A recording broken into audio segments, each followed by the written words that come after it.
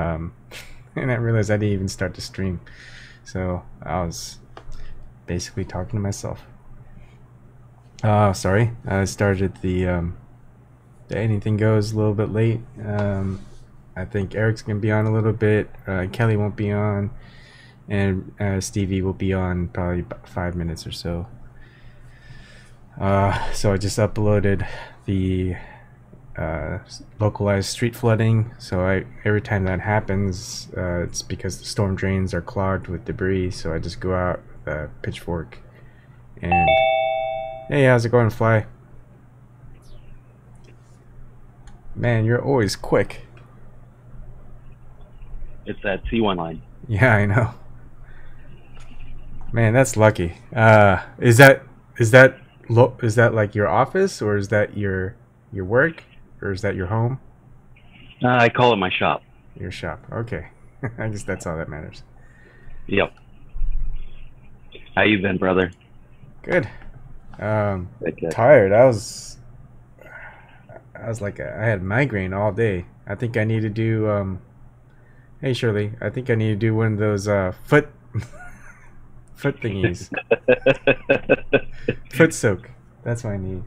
Vicky Bond's chat great again. Ooh, this guy's lost on the map. Oh, I wonder if that's Pizza Guy. Hey, TBC. Hey, buddy. How's it going? Good. How's your back today? It's better than it was yesterday, I'll tell you that. Between being upside down on sleep and that, I zonked out sometime in the middle of the afternoon and woke up, I don't know. Woke up not much until I woke up this morning. Yeah. Anyhow, what's new? Nothing much. Other than lost on a map. What's up? Hey, how's it going? Hi. I'll be back in a few minutes. All right. All right.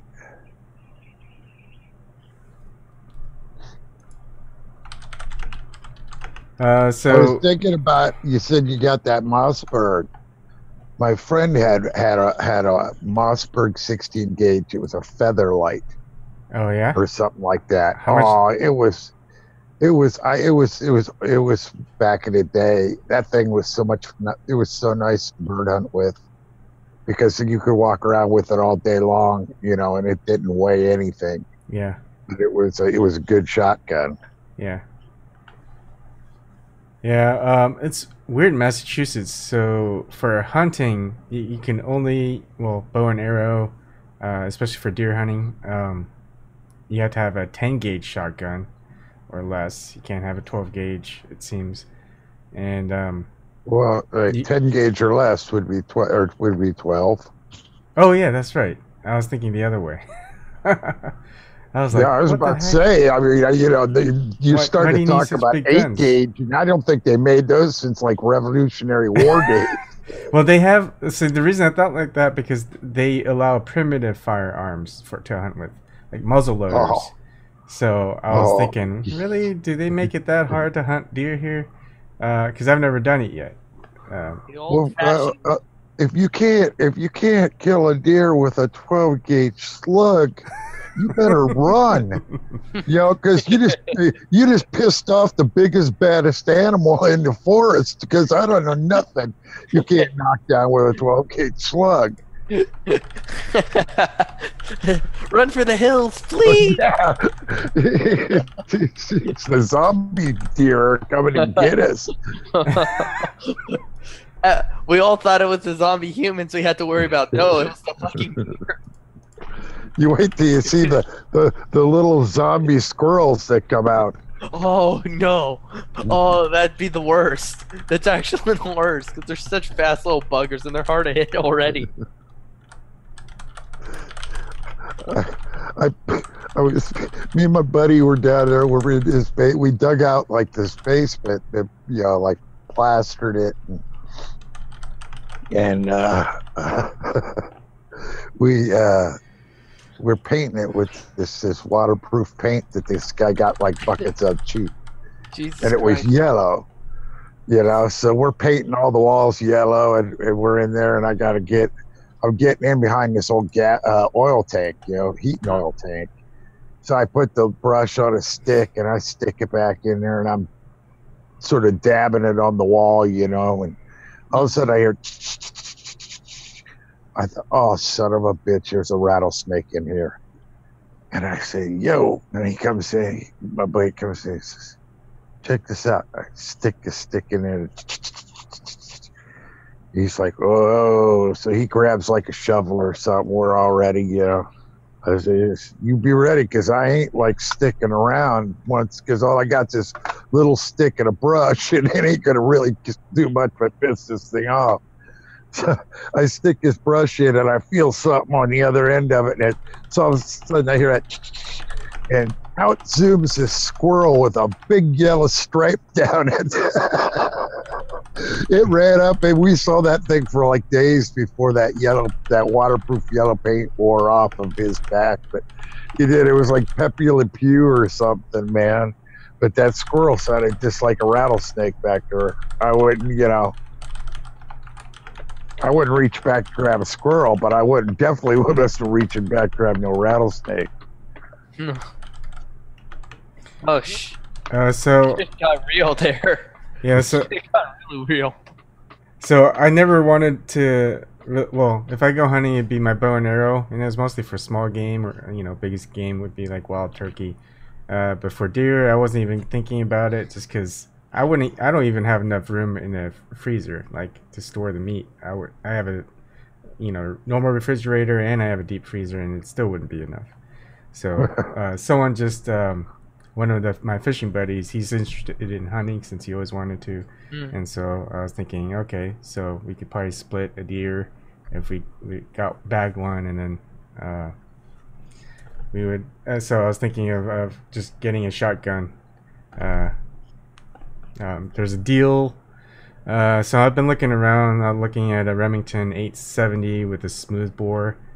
Just it's a pretty decent deal. It's got the it's the full express tactical loadout that they sell. And it's usually like around $560, but I think they're selling it for $400, so it's not too bad. Put on a Cobra sight or something.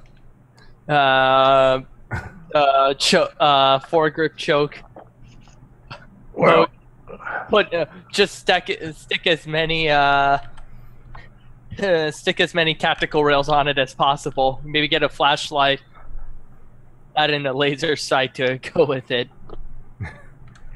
I'll make sure whatever your deer hunting, whatever your state allows you. Some states only allow you to use buckshot rather than rifle slugs. So they allow rifle slugs here, at least, so that's good. So yeah, I mean, get something. You make sure you get something that'll fire, like the what are they? They're the 3.5 brass or whatever they are. Or 3 1/4. You got to heavier load. It's got a higher brass on it than a birdshot load. Yeah. So you have to have something that'll chamber it. But no, man, 12 gauge is a perfectly good deer gun, because it is. I mean, for most any shots you get up in Massachusetts. Anything you're gonna get there is probably gonna be in the woods. So it's a nice, you aren't gonna see very far, and it's a good enough round. It's a big slug, so it'll stop stuff. Yeah. It's tried and true. By the way, Lost on the Map, do you want to introduce yourself? I think I might have seen you around before. I'm not sure, though. Sure. My name's Chris. Honestly, normally I just sit around and listen to you guys talk, because I find it very enlightening. But I don't know. I don't really have much to say usually, so I just figured I'd join in and actually be in the call and participate if I had anything to say, instead of just lurking in the back. Yeah, that's fine. Right on. I mean, we dig people with different views. Yeah. I mean, pretty much. Some of us even started as lurkers, so you're not alone in that camp. So Yeah, I should have changed my name to like Sly 2.0 or something. Heck, I pretty much spent half of this chat just sort of lurking in the background with my camera on, just staring at the screen. Yeah, I'll probably be doing that a lot. so where are you from? Are you from like? I grew up in California, but I recently moved to Colorado, so Okay. right now I'm in Colorado. Nice. How do you like it? What part? I moved to Denver, where everybody right else on. is moving. Yeah. Right on. I have a couple of friends in Boulder. I heard here it's really nice up there. Oh yeah, Boulder's supposed to be super nice. I haven't made my way out there, but everybody talks about it, so yeah, I want to go eventually. Where are you at in Denver? I'm near downtown, in the Highlands. Oh, right on. I used to live I lived up on Capitol Hill for a little while. Oh, okay. Yeah. It's nearby. And I lived in Littleton and Englewood. I'm not too familiar with the whole surroundings yet, but I do know those names. That's all south. That's all south. Englewood's like just south of Denver, and then Littleton's like, I guess that'd be southwest. You know, a little bit west of Englewood, and a little south. Hi, Ariel. Hey, Ariel. Hello. Hey there. I'm kind of half listening to a live stream from California. Kind of Ooh, interesting. what's it about? It's about the healthcare bill out there. They're talking about all the particulars. They're having like it looks like they're in a church building or something, having a meeting there about that bill. And you know, the lady that's talking about it's actually quite interesting because people are asking questions about it, and you know, she's telling them the particulars and you know why they haven't been able to hash out more of the details and all of the stuff is because Rendon is basically holding the bill hostage. You know, it's kind of like they can't get in there and actually work with it and do what they need to do because he's basically shelved it. And so it's really, yeah. And of course, Kaiser Permanente is opposing it. All these, you know, they're just scared to death. They're even talking about how if they did pass that in California, like one of the guys asked, you know, wouldn't that mean that like everybody would move to California trying to get the single payer health care? I think the interesting thought about that to me is that, you know, if it was passed, it's not even a guarantee that it'll stay passed because someone else might come in there and dismantle it. So you almost have to give it time, almost like a proving ground to see if it really sticks. Because the most negative thing that could happen is, you know, the government would underfund it and then it would be a disaster. And then they would, you know, all these healthcare industries, you know, the companies, insurance companies and the pharmaceuticals would just point to it and go, see, look, we tried it and it failed. That's what they'd really want to do. If it managed to pass, they would really like to just say, see, we told you that can't work. Yeah, it's a big uphill climb. It really is. It's a battle. It's an absolute battle happening. Was it one of the nurses union that was giving the speech? I don't know who the lady was because it didn't say. Probably. If I have to guess, they're heavily involved in that. Yeah. And yeah, that whole thing it stinks to high heaven. I mean, they just basically what they've got to do is make sure whatever they roll out is for everybody all at once, no exceptions, and just do it that way. Make sure that it works for everybody right off, you know. And if the billing, there's some billing issues, but make sure that no matter what happens, you walk in with your ID and you're good to go, you know. Yeah. Or, you know, some sort of proof of residency in California, whatever, however, you know, card, what, you know, they can send out plastic cards with a number on them, whatever it is. But it seems to me like, you know, that's one of those things that should be really easy to switch over and they should do it all at once, because if they trickle it out like they did Obamacare and sort of put off all the bad stuff until the end and do all that, then it blows up on them. They got to have something that hits the ground running, and like you say, it has to have like a fixed funding source. They can't It has to be fiddle. properly They funded. they can't fiddle around with the funding of it like in like the first 10 years or so. You know, they got to figure out some way to keep it Yep. going for a little while. Yep. I Because agree. once you give it to people, then they see how well it works. Uh-huh. And I'm sort of dependent on California to show Washington how it's done for once, rather than us being the first ones.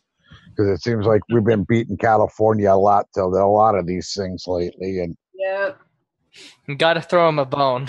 well, and I'm not seeing. Well, the big thing is, Let them feel good about I'm just themselves. not seeing any big movements in my state for it yet. You know, I mean, and I'm sure they're, you know, regionally, I'm sure people like Kashama Swamp, some other people are agitating for it. But I mean, it's, you know, statewide, I haven't heard any rumblings yet. So that's kind of what my thinking is, that maybe California's got to, maybe they're giving California, you know, a slow, easy one to hit out of the park here for us, so that maybe we could just join in. I would love it if we just joined the whole West Coast in a single payer system and said, this is the way it's done, you Yep. know? At that point, I might move back to the West Coast. I used to live in Portland. I really liked it there. I almost moved to California at one point. Yeah. It's a groove. I would definitely, you know, I'd love to live back Portland, but I like it here too. Yeah. Well, it's gotten so expensive in Portland too that the prices have doubled, more than doubled since I lived there, and that hasn't even been that long ago. Yeah, but that's pretty much the whole Northwest. I mean, it's pretty much everywhere. The prices have gone up. You'd be amazed. I mean, and it's still not California prices. I mean, it's nowhere near there. Yeah. I mean, because this, you know, I talked to my niece and stuff, and she's down in River County. I always forget, Carpenter. Are you in Washington or Oregon proper? I know you're in Yakima. Washington. That's up in Washington. That's actually like in the. Isn't it? It's close to Oregon. It's actually it's like in the center of the state. Gotcha. Yeah. Okay. Basically, I mean, for all intents and purposes, it's almost the center, like the eastern center on the eastern side of the hills. Right. So we see the other side. We actually see the other side of Mount St. Helens. Gotcha. Oh. Whereas I used to see it pretty much, it was just to the north of me.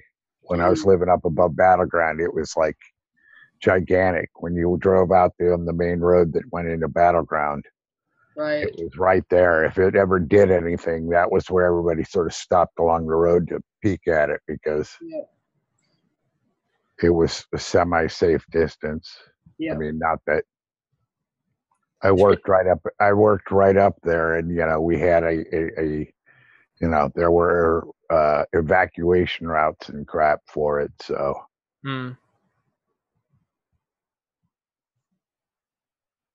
yeah, when I lived in Portland, there was a time when Hood was like steaming. Mount Hood was kind of smoking, and everyone was freaking out, but it was very minor. You know, it was nothing massive or anything, but you know, it's still a little active, those mountains. You know. It's between that and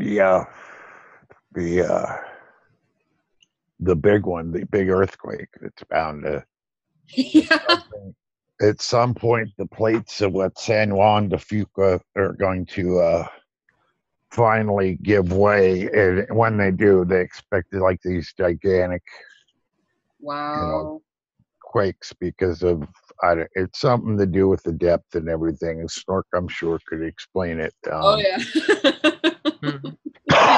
But it has to do with, you know, and it has to do with, it hasn't been like slipping, you know, normally. It's been sort of jacked, so it's waiting.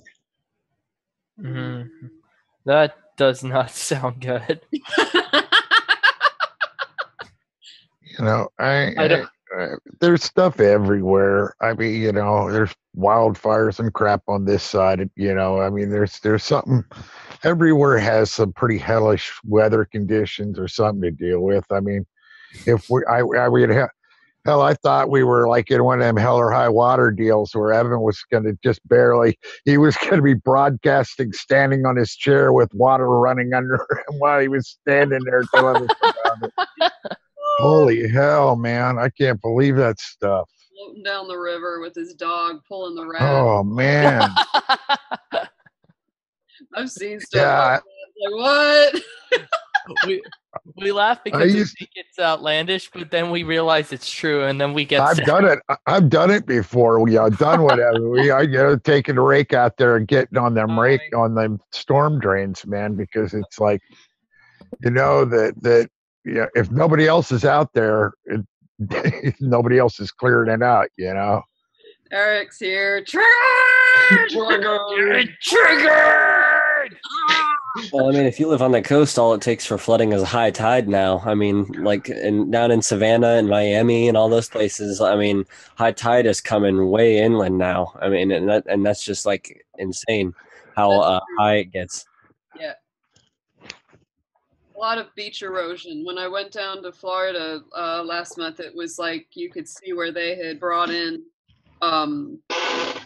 fake sand to kind of try to build up the erosion. You could see where it ended and began. It was like, oh man, you can see it. Yeah, I live in Florida, so I know. Yeah. I mean, some beaches like really, really do look nice. So, like to take pictures and stuff like that. Yep. So, lost on a map. Who are you? Are you totally brand new, or are you one of the people from the chat, or do I know you? No, I've been in the chat, but I usually don't say very much. I just kind of like listen to what you guys have to say and just go out. Yeah, so I just figured I'd join in and I guess participate if I can actually add anything to the conversation. Awesome. Sure, go right ahead. And here's the fly. Cool. Is this the Antifa meeting? Where are you from, Mr. Map? I'm from California, but I recently moved to Colorado. Cool. Oh man, what a week, huh? Oh, I know. I'm exhausted this week. I just have to say real quick, make Ebon's chat great again. What? It never wasn't great. I don't know. We have an angel in here somewhere. It's like that old Stephen Colbert tagline, reclaiming the greatness that we never weren't. Yeah. Hey, did you see Stephen Colbert and John Oliver talking about how awful Russia is and why they're our enemies? Oh my! Was it serious or like parody? No, like John Oliver was dead serious. He was like saying how he's been to Russia and he wouldn't go back, and how there's a human instinct to not want to go there because it's just inhuman. There, he's like humanizing them on Colbert's show, and Colbert was like nodding and agreeing. Well, oh my God. That's all like crazy bullshit. But is he talking about like the government? Because that's one thing. But if it's like talking about like down to the people, there's just like, okay, that's fucked up. Yeah, he was talking about the culture. It's definitely a strange place. I mean, I've never been over there, but I've studied a lot of, Russian history and the revolution, all that kind of stuff. I mean, it's got a really wacko history. Some of the strangest. So did we, though, honestly. Yeah, I mean, of course. Yeah, why can't we have like a nice, simple history? We started a war over slavery, genocided some Indians, and then we decided to nuke a few people because we thought it would be cool. Well, I mean, in Russia, there's a lot of whitewashing of the history. I mean, after the monarchy was toppled, they just literally went around knocking down all the buildings that had anything in, any of the imperial age art. They'd burn all the books. And so even today, a lot of the kids in school will tell you, we don't really know the history of our country because a lot of it was just, squashed. Kids in the United States have no understanding of the United States history. People still think the revolution was fought to free our country from the dictatorship of King George. It's like it was fought for different reasons in each colony, and in a lot of ways, it was the first Civil War because it was originally fought to keep slavery in the South. It was fought to keep slavery in the colonies because it was already abolished in England. Yeah, that's true. That's awkward. course, slavery was across the board. People don't realize how much slavery went on in the North as well as the South, and and a huge amount of slave ships and slave trade actually came in through the North and then filtered down into the South, and vice versa. Sometimes it would go down into the islands underneath, and then it would come up. But if By the time somebody came over on a slave ship, they were beat to hell. They were emaciated. A lot of times they were sick, and so you couldn't take people to an auction block and expect to do anything because everything was rough. Imagine how you'd feel if you'd been through one of those. And so you'd have to spend time feeding and caring for the people in order to sell them. Wonderful. Ugh. That's literally what would happen. They would bring the slave ships into the North or bring them into the islands under Florida and feed them for a couple weeks and get them looking and smelling better. And then they would take them down to auction in the South. they're very pleasant folks, no? It's all of it, now seems just atrocious, which it is. We have a very different opinion of it. But back then, that was the way people thought. People some rail people that about how disagree. great the Constitution is, but the fact of the matter is the Constitution says slavery is A-okay. And if you're a rich white landowner, that's the people that had the rights. Not a poor white landowner. If you didn't own land if you were poor. But if you're a poor white guy, not so much. Women, no. But you had to be a rich white guy. Then you had it made. Then you were all right. And it also says that you don't have to pay prisoners for their labor. So, there's a lot of things in the Constitution that you could really argue with, and say that, well, maybe that's not really such a great thing. People always think the Constitution is like the Bible. They think it's perfect, but No. it's not at all. Originally, that is what they intended allows for- us to have this prison system where we are using prison labor and not paying them anything. Originally, absolutely, in the Constitution says you don't have to pay prisoners for their work. So there you it's a slavery is that abolished. to a great deal now. So I would argue that there's definitely some things that need to be changed. Well, They made it so they made it so you could amend it. If they wanted it to stay the same forever, they wouldn't have put in an amendment process. Yes. Well, Or whenever they wrote it, processes. they originally envisioned it being rewritten every 10 years, and Thomas Jefferson actually envisioned there being a bloody revolution every 30 years. Yep. Because he thought the bloody revolution every 30 years would be the only way to keep the ruling class from taking too much power. Yep. My great Wish you might have grandson been from Uncle Tom. Yeah, that's my mom's family. We're directly related to the Thomas Jefferson.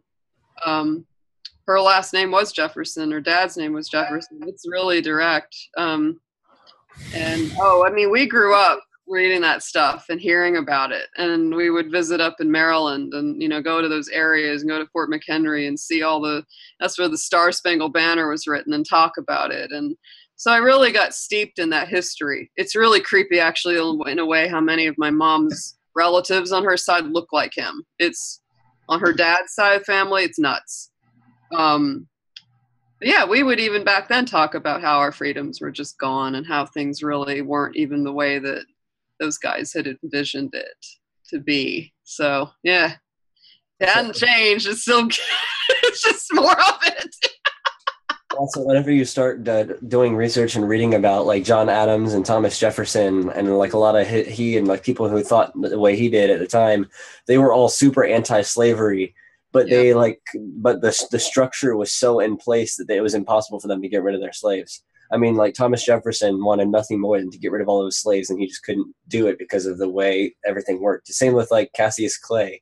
I don't know if you know who he is. He was a famous he was a famous emancipationist during before and during the Civil War, who had like several assassination attempts by racists on his life because he was trying to legally free the slaves. And similar to Lysander Spooner. Yeah, and he ended up freeing like hundreds of slaves, but he couldn't free his own because of the way his family willed them to him. They willed him so that he had to give them to his children, and so he couldn't get rid of his slaves. Yeah, unless you actually like put money into it and actually found a way around it. No, Yeah. it was really shitty. And the other thing, of course, is that in Africa things were far from perfect, where you had white people largely Dutch descendants, enslaving people and selling them. And then you had African people enslaving each other and selling them. And it actually got to a point where there was a thing where it's like, well, if you don't take these people, we're going to kill them. So it was like, okay, well, either we're going to send you overseas and you're going to be a slave, or we're just going to kill you right now. I don't know. To be fair, it's like a really fucking convenient excuse for a bunch of white people who are more than happy to take some of these in order to expedite free labor to make profit. Right. But that's sort of the catch-22 that a lot of times people were put into. You're either going to get killed here or go be a slave somewhere else. It's like choosing which STD is right for you. There's no win. There's no winning situation there, I don't know. I mean, 90% of the world population has herpes and doesn't know it. So I say if I had to pick one. You pick the one you're not aware of. I'll take that one I'll have and I'll never know about it. That'll work. Yeah. Yeah, it only shows, symptoms like one or two times out of your life for about a week, Yeah. Hey, Stevie, how are you doing tonight? Oh, she disappeared. Pretty good. I was a little late. My son bashed his head on the corner of the counter, so it took a little while to calm him down. Yeah, he's good. Kids are pretty, resilient.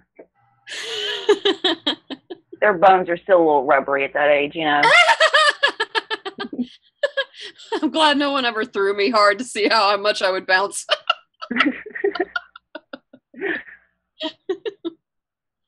I had the coolest experience this morning, guys. It was totally magical and amazing. Oh, what happened? I was looking out the window, and me and my birds.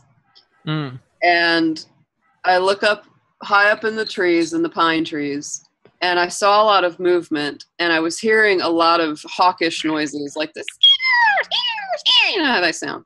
So I looked up, and I saw at least two. There were two hawks flying around doing their thing, but they were real clumsy, not the way you think of a hawk being. And I kept looking, and I got my binoculars, and I looked up there, and I couldn't believe it. There were 5, and they're young. They're juvenile hawks. So these are like fresh out of the nest. They're a little klutzy because they're still trying to figure out how to move those wings and not get caught up in the tree branches and all that. But I was just like, I kept saying, I can't believe I'm watching this.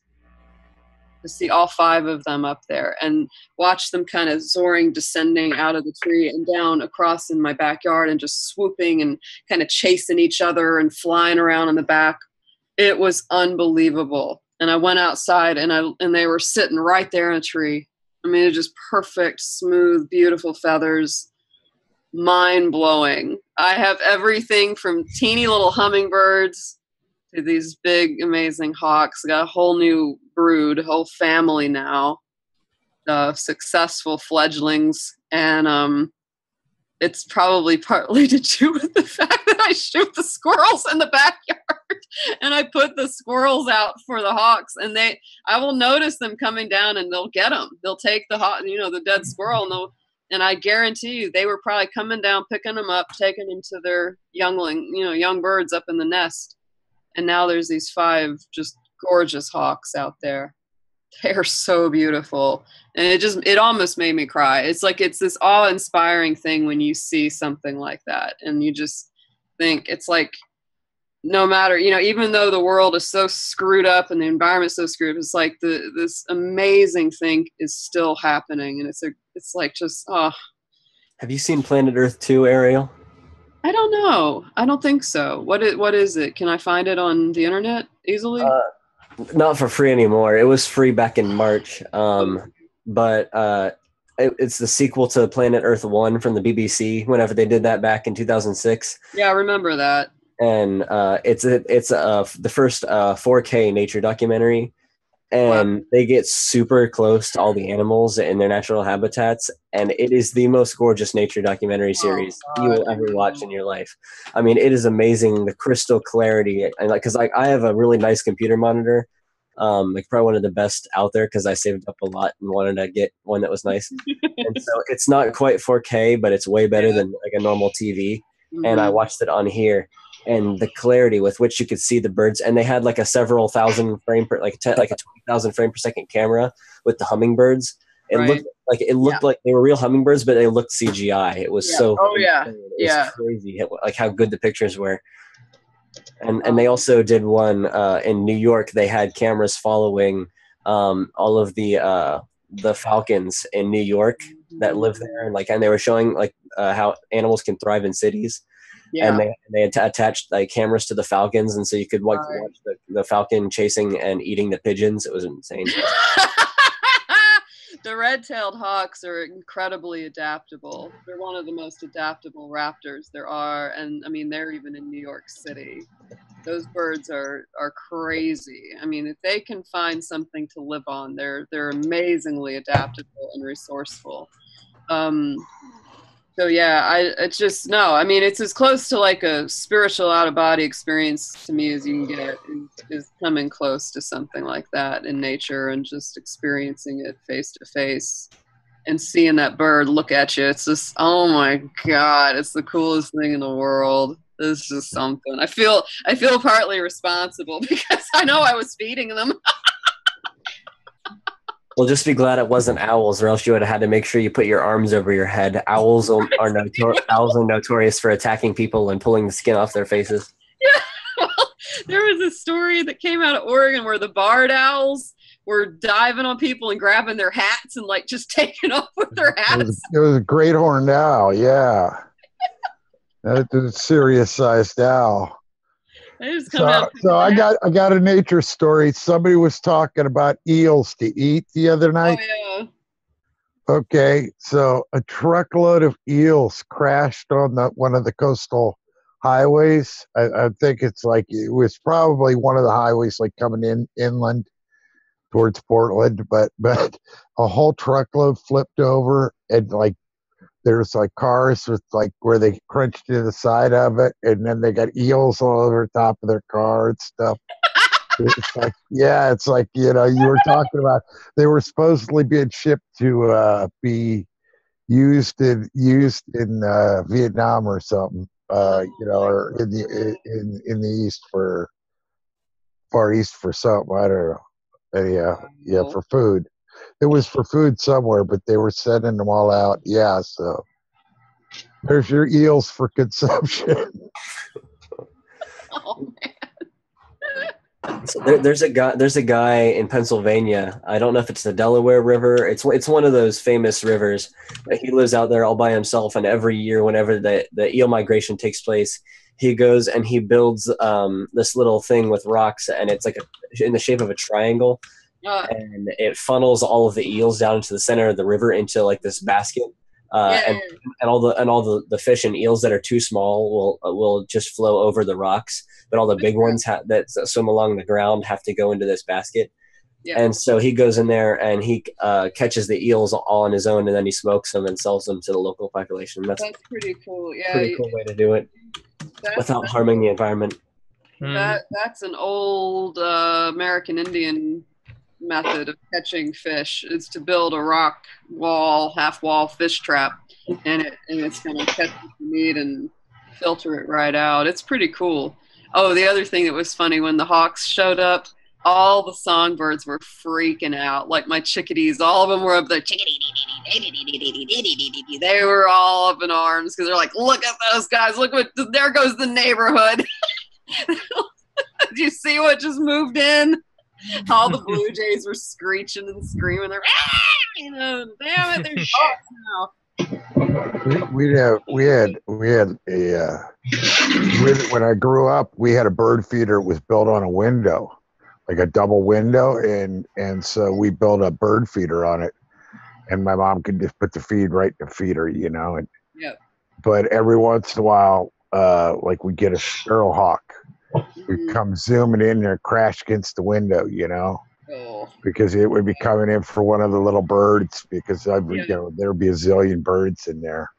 But that one and the pigeon hawk was the other one. One of them's really colorful, the other one isn't. I try to remember that. I just can't remember which was which. Mm-hmm. Yeah, hawks don't really. They will grab songbirds, but it's not their preferred prey. They would much, much rather have a squirrel or a small rabbit. There's not a lot of meat on a songbird, and they're more trouble than they're worth, really. They'd much rather have those juicy little succulent squirrels or bunnies. That's their. You used to be able to see the one off the tower crane on the job, the Hilton job I was on. You go up there and look at. There was a red tail that lived in the area. Yeah. Mm.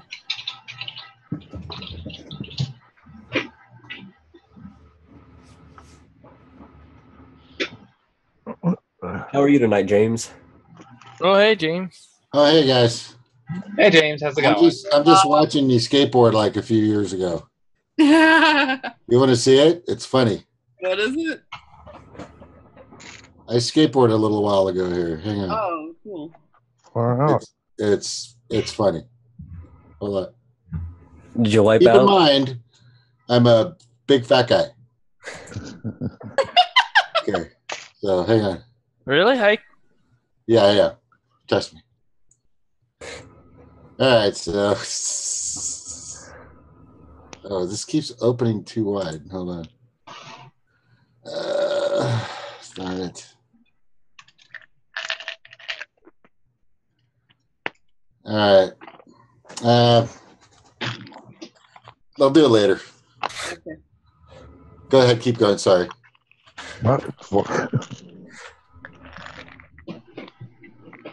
Yeah, I used to have a natural spring in my backyard, and the birds used to love, and they would come and take baths in it. Mm.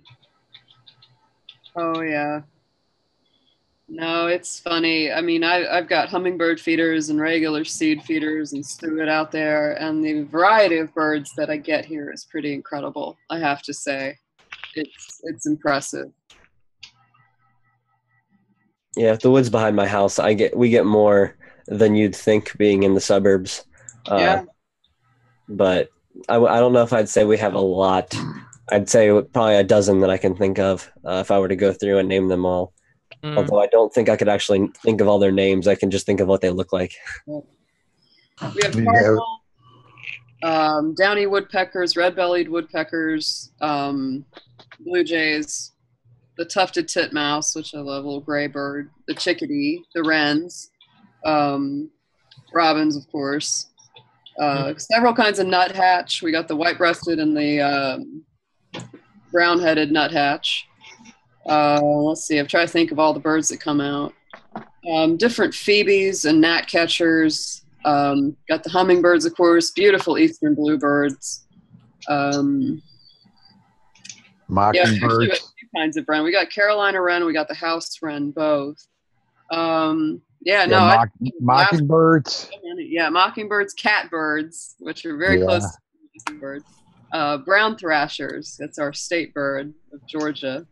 We'd have everyone when they moved through, we'd get the evening grosbeak, which are like they're almost parrot looking. They're Yes, they really are. big and they're yellow, bright yellow. The males. Yep. And like when my mom would see one of those, she had cans of different kinds of food, and she would just heap the inside of the feeder with sunflower seeds. Yeah. Because they'd only come in for for an hour or so. Yeah. And they would eat every sunflower seed she could shovel in there. And then they'd leave and they'd go on their way. But it was like a stop on their way every year. Yeah. We get the rose-breasted grosbeak, and you're right. They're like a weird little parroty, hawkish looking thing. They got that big old beak, and they're kind of big. Yeah. Oh, yeah. They're big birds. Mm. We got the nuthatches too. I actually had to, because we had one, and then I built a new one, and I had to drill holes of different sizes in the trim, so that the nuthatches would have something to stick the seeds in. Because over the years, the plywood they'd been using, the little gaps in the plywood on the edge, where they laminate it. And there'd be little gaps there, and that's where the nuthatches would put the sunflower seeds, and they'd tap on that thing in the morning. Yeah. We'd have like a dozen of those things in there, tapping away. You know, that's how you knew it was morning at our house. Yeah. Yeah. Okay, you guys ready? Sure. This is like 4 or 5 years ago. I'm the same. I look the same. It's sad. But it's stupid. Okay, here we go. Ready? Wait, here we go. Wait. Okay, so that thing back there, that's me. Right? And this is skateboard park. Can you guys see this? Yep. Yeah. No, this is the easy area. There's the harder areas this way more. But I just said, hey, give me that stupid skateboard. Let me show you how to fucking do it. There you go. Watch. Oh, I thought I was gonna die. Whoa, whoa. Oh, right on. That's pretty good. That's no shit. That's pretty awesome, man. Gosh. Oh, there's a good picture. And there I am swimming in the river. Yep. I didn't know you like salmon that was that fresh. Oh my God, that's There, you don't that's know pretty the funny. glory that is truly fresh salmon That is. until you taste it. Wow. That's from my my brother-in-law. He was out somewhere doing something. Ah, Did you guys see the story about how they're having a problem with a new parasite in all the salmon farms in Europe, and it's wreaking havoc on all the salmon populations? It's like a I think it's called like salmon lice or something like that, or louse. I've heard of that before, but I didn't know that it was really like a big problem. Yeah, and it's what the reason it's even a worse problem is because they've gone out and they've started harvesting these other fish. I think they're called wrastlers or wrassies or something like that. And then they bring those in and they put them in the salmon tanks because they eat the parasites off the skin of the salmon.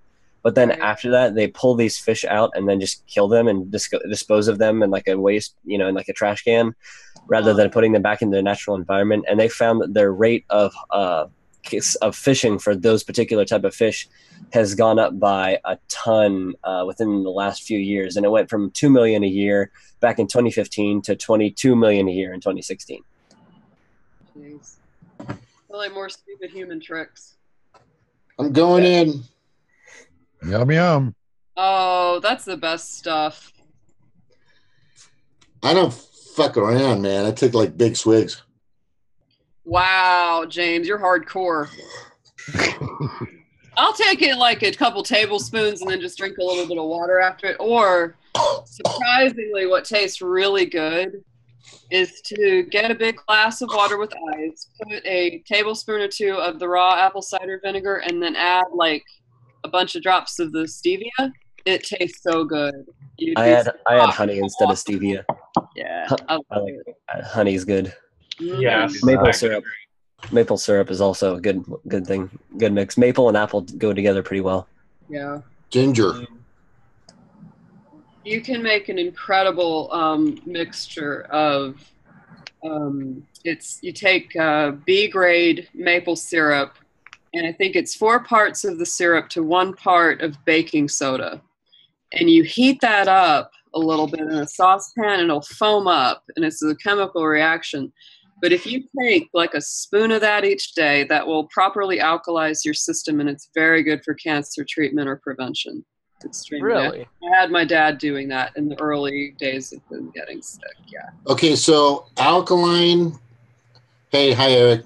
Hi guys. By the way, so Zork might know the answer, but I think is too much alkaline bad? Yes. Yes. It's like having too much acid in your system. It's literally pretty toxic for your safety, and it tends to eat up the lining inside of your organs. Yeah. Oh. It's important to find out what your local water is like. Ours is actually very acidic, so it's very unlikely we could ever get too alkaline out here. Like, our water is super acidic. Yeah. And most people's, to be honest, most people are pretty acidified. So it's not like you have to worry. Like if you drank a little bit of alkaline water each day, or if you took like a spoonful of the baking soda maple syrup mix, like I was talking about, you'd be just fine. That would not adversely affect you. It's if you go crazy with it, just like anything. It's like that guy that took too much colloidal silver and turned blue.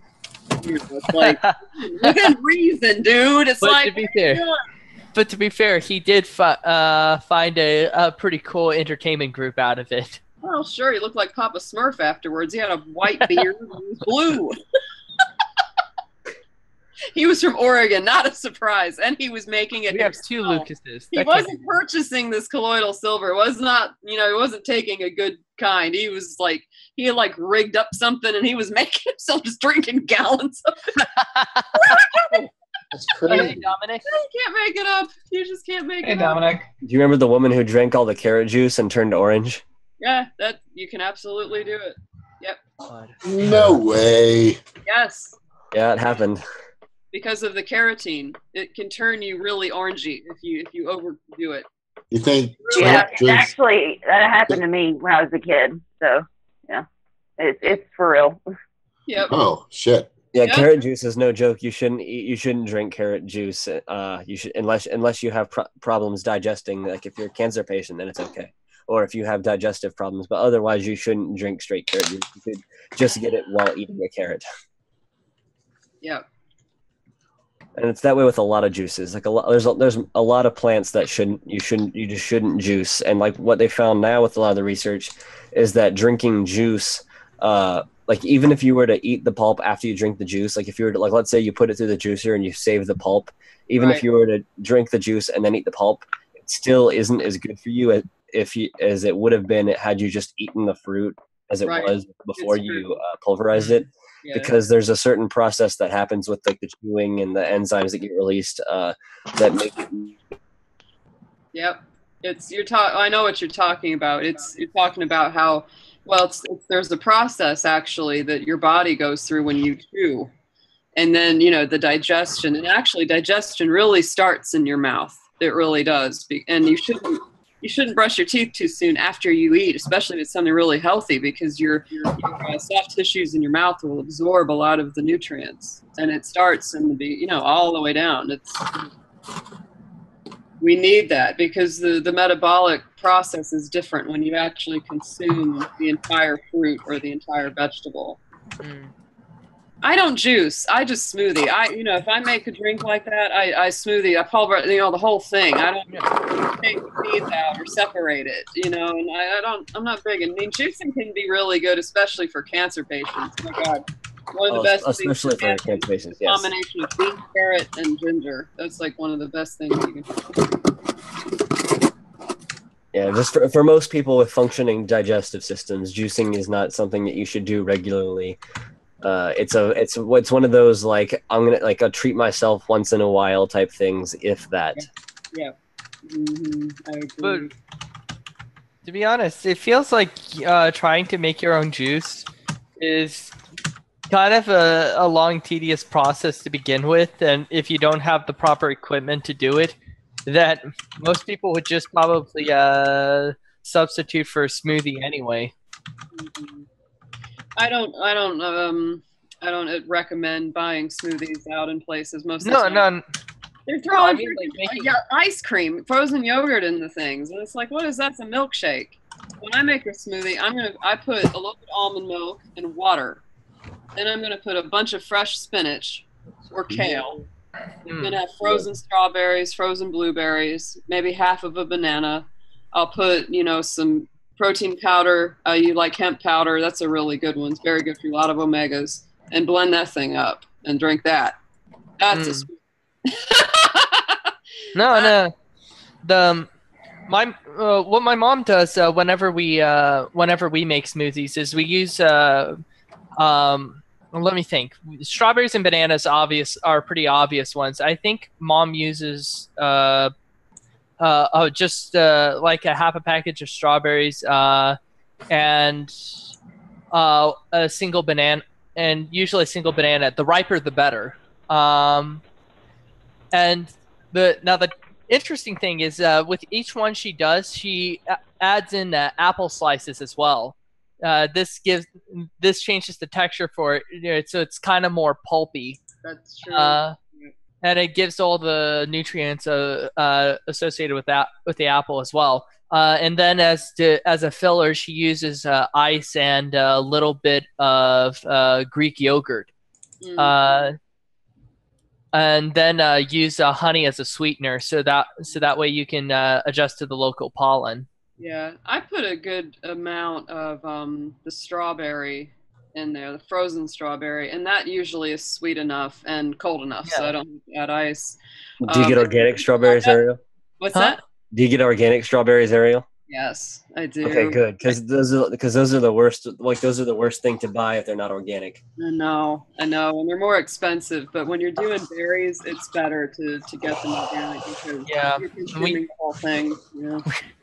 Yeah, it's tricky though, especially like in Oklahoma, because we're not exactly in the best spot to get fresh strawberries. You kind of have to Oklahoma, Stillwater, Oklahoma. Yeah. So, I mean, it's kind of nice because we live in the center of the U.S., pretty much in the geographic center of the U.S., so we can pretty much grab anything from anywhere. But that's kind of the problem, is that because we can grab anything from everywhere, everything's not as fresh. Right. Yeah. Except for the milk. The milk's still pretty fresh if you can get to like a Brahms or something. Mm-hmm. Yeah. If you guys don't mind me asking, what are the good fruits, or like, are there acceptable fruits to get that are non-organic then? Yes. Give me 1 second. I have a list. Okay. Someone's prepared. I love blueberries. I prepared every day for this moment. In general, if a fruit has a thick rind on it, like a watermelon or orange or lemon, if you're not going to consume the peel, that's more preferable if you're going to have to choose. You don't need an organic watermelon, unless you're really well off and you can just do it. Anything that you're going to consume the peel or the outside, because it's all been sprayed, right. Not organic. So it's like, that's why he's saying the strawberries are important, or berries in general, because you're eating the whole thing. You're not peeling it. So there's a protective layer. Yeah. Like apples you should get organic, things like that. But bananas are not as important. Gotcha. I mean, obviously it'd be great if everything was organic, but if you choose, that's kind of a rule of thumb. So these are the 15 fruits and vegetables that you need to worry about buying organic the least.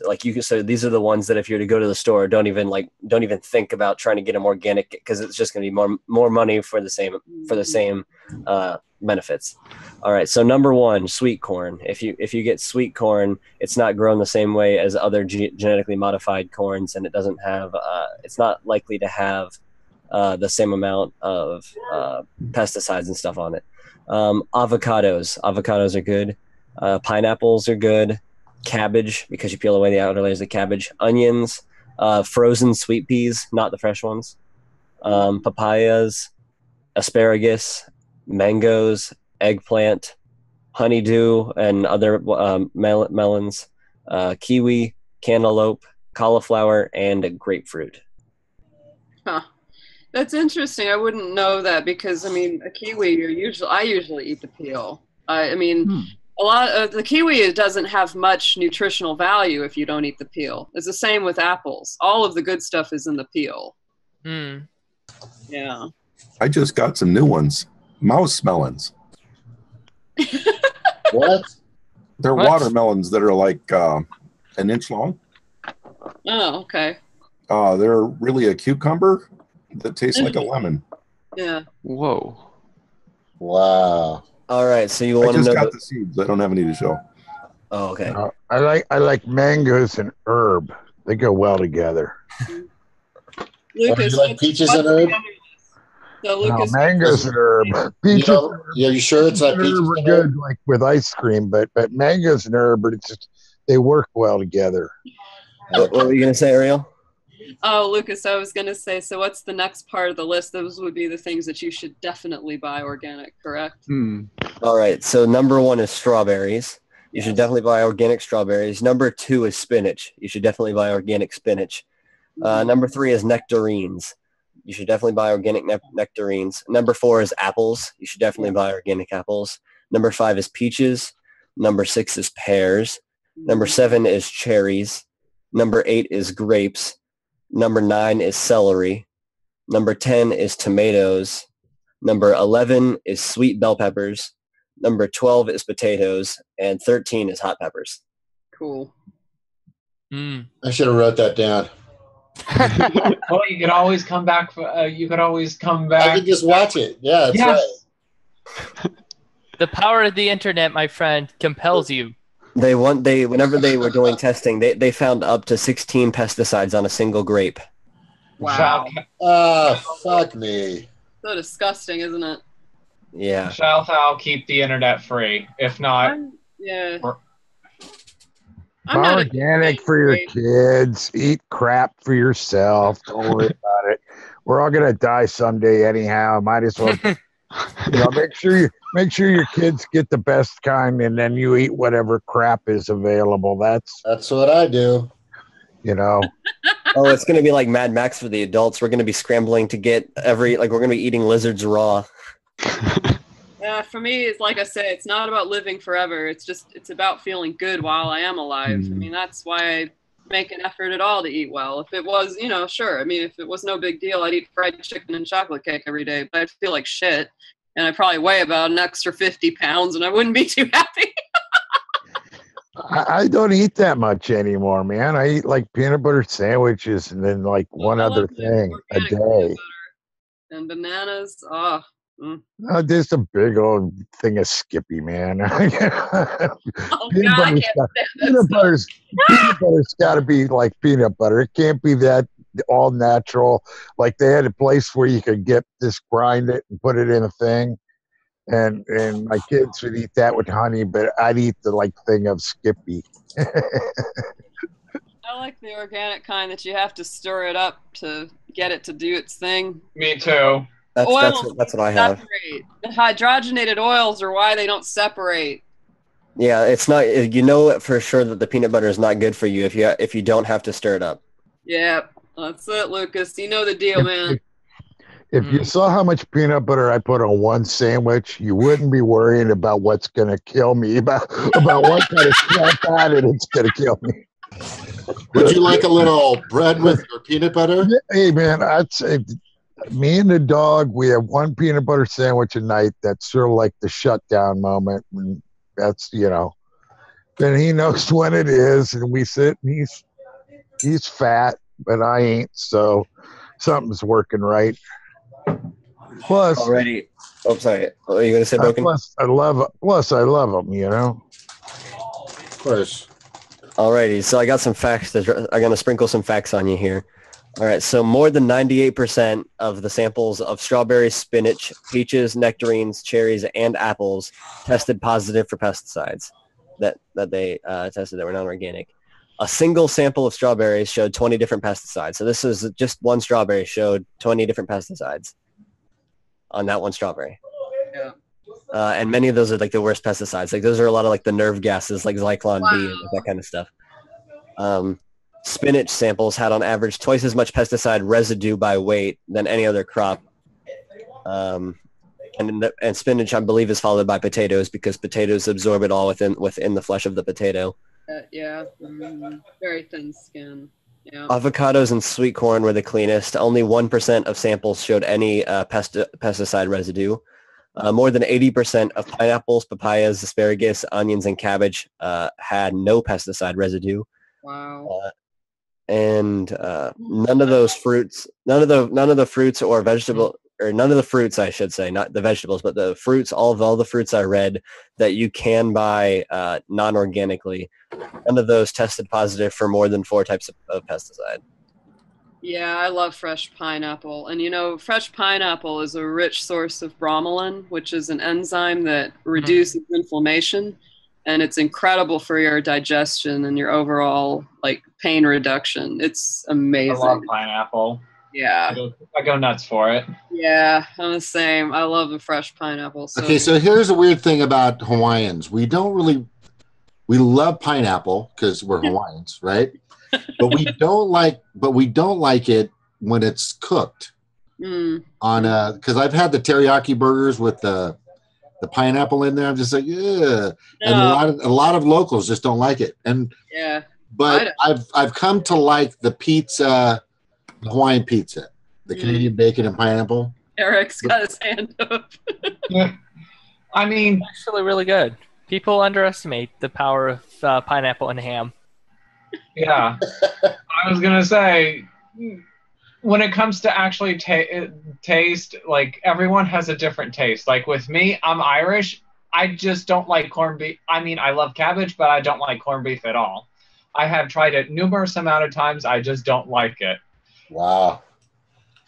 I love corned beef. I love the fresh, cool juiciness of a pineapple. I would not want to cook it. It's just kind of like, no, I wouldn't cook a watermelon either. It'd be like just awful. I know. That's how I feel about it. Yeah, that's I'm like sorry, man. The secret of rawness for when it comes to those kind of fruits. Yeah. I'm like really open-minded about pizza, and I'll put a lot of stuff on top of my pizza. Carpenter, I am not even going to try to change your mind. I will eat anchovies on pizza, but I understand anchovies on pizza. I will only eat that pineapple stuff if it's like the last slice of pizza there is, because. What's the difference between anchovies and sardines? Is there one? It's a saltier and it's smaller. Kind of similar, though. One's drier. Yeah, one sort of. It's more of a flavoring than like a meat kind of thing. Right. It's like adding pieces of garlic. It only takes a few pieces of garlic for it to be really garlicky. You know. Okay. I love garlic. I go nuts for it. I like the smell. I'm one of those people who loves the smell of garlic. Like I'm a weirdo, you know. Like if the house, like if I go to my grandma's and she's making spaghetti sauce, the whole house like smells like garlic. I like love that smell. Oh yeah, it's almost, to me, it's like a natural, like a appetite enhancer. I swear to God, it just smell it and you want to eat something. Yeah. If I ran a restaurant, I'd have people just in the back just cooking that waft in the air. Yeah. Because just onions and garlic and olive oil cooking. You can just use that and you know, like Disney pump smells in. I'd pump that into the dining room. I'd have a guy just doing that and put it in, like, you know, whatever. I'd put it in my sauce or whatever, but it would be somebody going all the time with that. Oh, Broken, you're missing an opportunity. You could have it be pumping outside and it would draw in new customers. Oh yeah. That's what I'm saying. Garlic and onions are both very good for allergies, and they're very unique. They have properties that almost nothing else has. So they're good for your heart, they're good for your blood.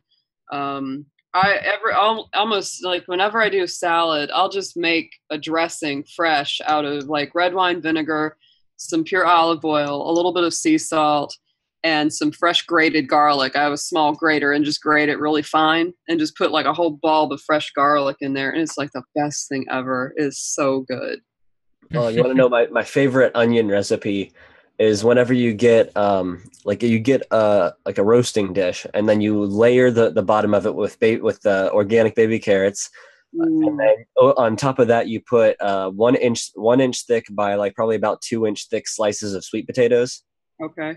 And you just put those all along it, and then over top of that you put either small potatoes or sliced potatoes that are about the same size as the sweet potatoes. Okay. And you put that as the next layer, and then on top of that you put chopped up onion, and then you cover it in butter and olive oil, and then put a lid on it, and then put it in the oven and slow roast it for 2 hours, and then roast it on high for the last hour. That way it caramelizes the onions. Oh my God. Absolute best. Dude, what are you doing to us right now? That's cool. I would like to make that. You're making me hungry. I know. If you're worried about your organic strawberries are extremely easy to grow inside the house. You get a lot of strawberries for a little teeny bit of plant.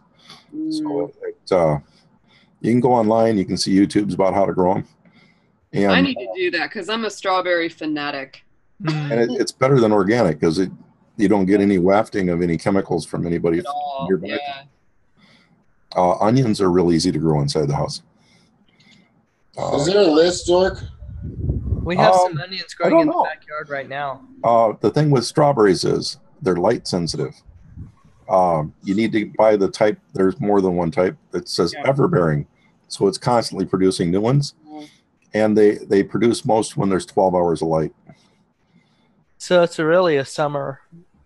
Right. You want it to always think, oh, it's June. I should be making more. Right. Yeah. Yeah, because otherwise you'll have the May bearing strawberries, which you have to have a specific amount. It's like, isn't it like 9.5 or 8 hours daylight? Something? As long as you exceed that, you're okay, I think. Okay. Yeah. Strawberries are incredibly good for you. They have a lot of C, and they're low glycemic, and they're not as sugary as a blueberry. Blueberries are really good for you, but you shouldn't eat a ton of them because they're real high in natural sugar, real sweet. I had a tomato plant in my house that was about 6 to 8 feet wide, 8 feet tall, and 2 feet deep. Whoa! And between it and the window was a strawberry plant, and I forgot about it for 2 years because the tomato plant hit it, and it didn't take any care. It was just sitting there making out strawberries, and I didn't remember it until I took a picture of my plant through my window, and I saw this lone strawberry down there. So it's not easy to kill. Not easy to kill them. Yeah. There's a lot of plants that I think I brought this up. There's a lot of in California. They want you to plant turf. They want you to get away from watering your lawn, and they want you to go to plants that are low hydrated type plants. And I'm telling you, it's just freaking cactus, and it looks like shit. You know, but there's other plants you can plant in place. Like you can plant alyssum and clovers, and there's types of grasses that live in dry places and still stay green. They just don't. The landscapers don't use it because they make money by coming in and fertilizing people's lawns and applying greening products. So they plant the stuff that dies. That way people are constantly calling them and paying them. Same like around here, all these people pay the landscapers to come and plant like annuals every year that aren't edible. And a lot of them are toxic actually. And half of them don't even do anything for the bees, and they only flower for like a week. And then they have to, and then the next year they have to come and they pay them to come and do it again. Whereas people were smart, they would pay the landscapers to come and install perennials that would come back year after year after year. And you can also plant edible perennials and like fruit trees and stuff that would flower, and it would still look nice, and it would produce food. Have you ever seen butterfly bush, Lucas? There's this older lady that lives in our neighborhood, and she has a massive one around her. He has a massive butterfly bush? Yes, it's huge. And it's like, you talk about a plant that won't go away. Orange flowers, right? And she's like, I wish it wouldn't grow so much. And it just flourishes. You trim it down, like down to the stump, and it just comes right back. And you will see all the like nighttime moths and butterflies and all these pollinating insects around this thing. And it's just all these beautiful little flowers. You can find it online. I'm sure you can look it up. They're the orange flowers, right? Yeah, a little orange and purple and just. Yeah, I planted that in my garden this year, but the borage, it's been growing slow because the borage shaded it out. They're so indestructible. Well, we have whoever like lived in this house before has spent a lot of time putting in perennials. So we have flowers that go off all year round, and or during the entire growing season, early spring through fall, we've got something flowering. And, we added a few things in there. Yeah. It really attracts butterflies, hummingbirds, it's moths, pollinating, honeybees, all kinds of things. And it's so funny because I get the feeling she doesn't really like it. Like she's like, because it's crazy and it nearly covers her mailbox. And anytime I compliment her, she's like, please take it away. I don't want it anymore. My wife, what in the hell are this fuchsia? My wife bought me a fuchsia. Oh, fuchsia. Because I dig them, but they're like way picky, Yeah. But with all my other gardening deeds that I do in a day, I can remember to do it too. So last year I had this beautiful fuchsia, and the hummingbirds, they lit right on that thing. I mean, that was like their favorite thing in the world. So I got to get some colored sugar water. I got to make up some to put in the hummingbird feeder, because right now I got this clear stuff that came with it, and so I got to mix up some red. Yeah, you don't even need to make it red. If the feeder color is red, that will attract them. Yeah, it's red with the little yellow flowers on it. It's just a store bought. That red color, it's funny how hummingbirds see red and they immediately think food. It's wild. But all you have to do is mix 1 part of sugar to 4 parts of water. That's all it is. So when I do it, I'll take a cup of hot water and put a 1/4 cup of sugar in there and just mix it up, let it melt, and then pour it right in your feeder and you're good. A cup of sugar, 4 cups of water. That's no problem. Real sugar. White sugar, yeah. Because remember, you guys, I think it happened a while back where people were putting sweet and low in there. No. Oh, okay. No, I was thinking you had some other kind of sugar. I was going to say they get the same kind of sugar I get. I'm sorry. Well, yeah. I ain't going out buying organic sugar for the hummingbirds. Yep. Yeah. Sweet and low is toxic enough to humans, let alone a little hummingbird. Right. I use enjoy your Splenda, you little shit. I think hummingbirds would get mad at you. They're such angry little birds.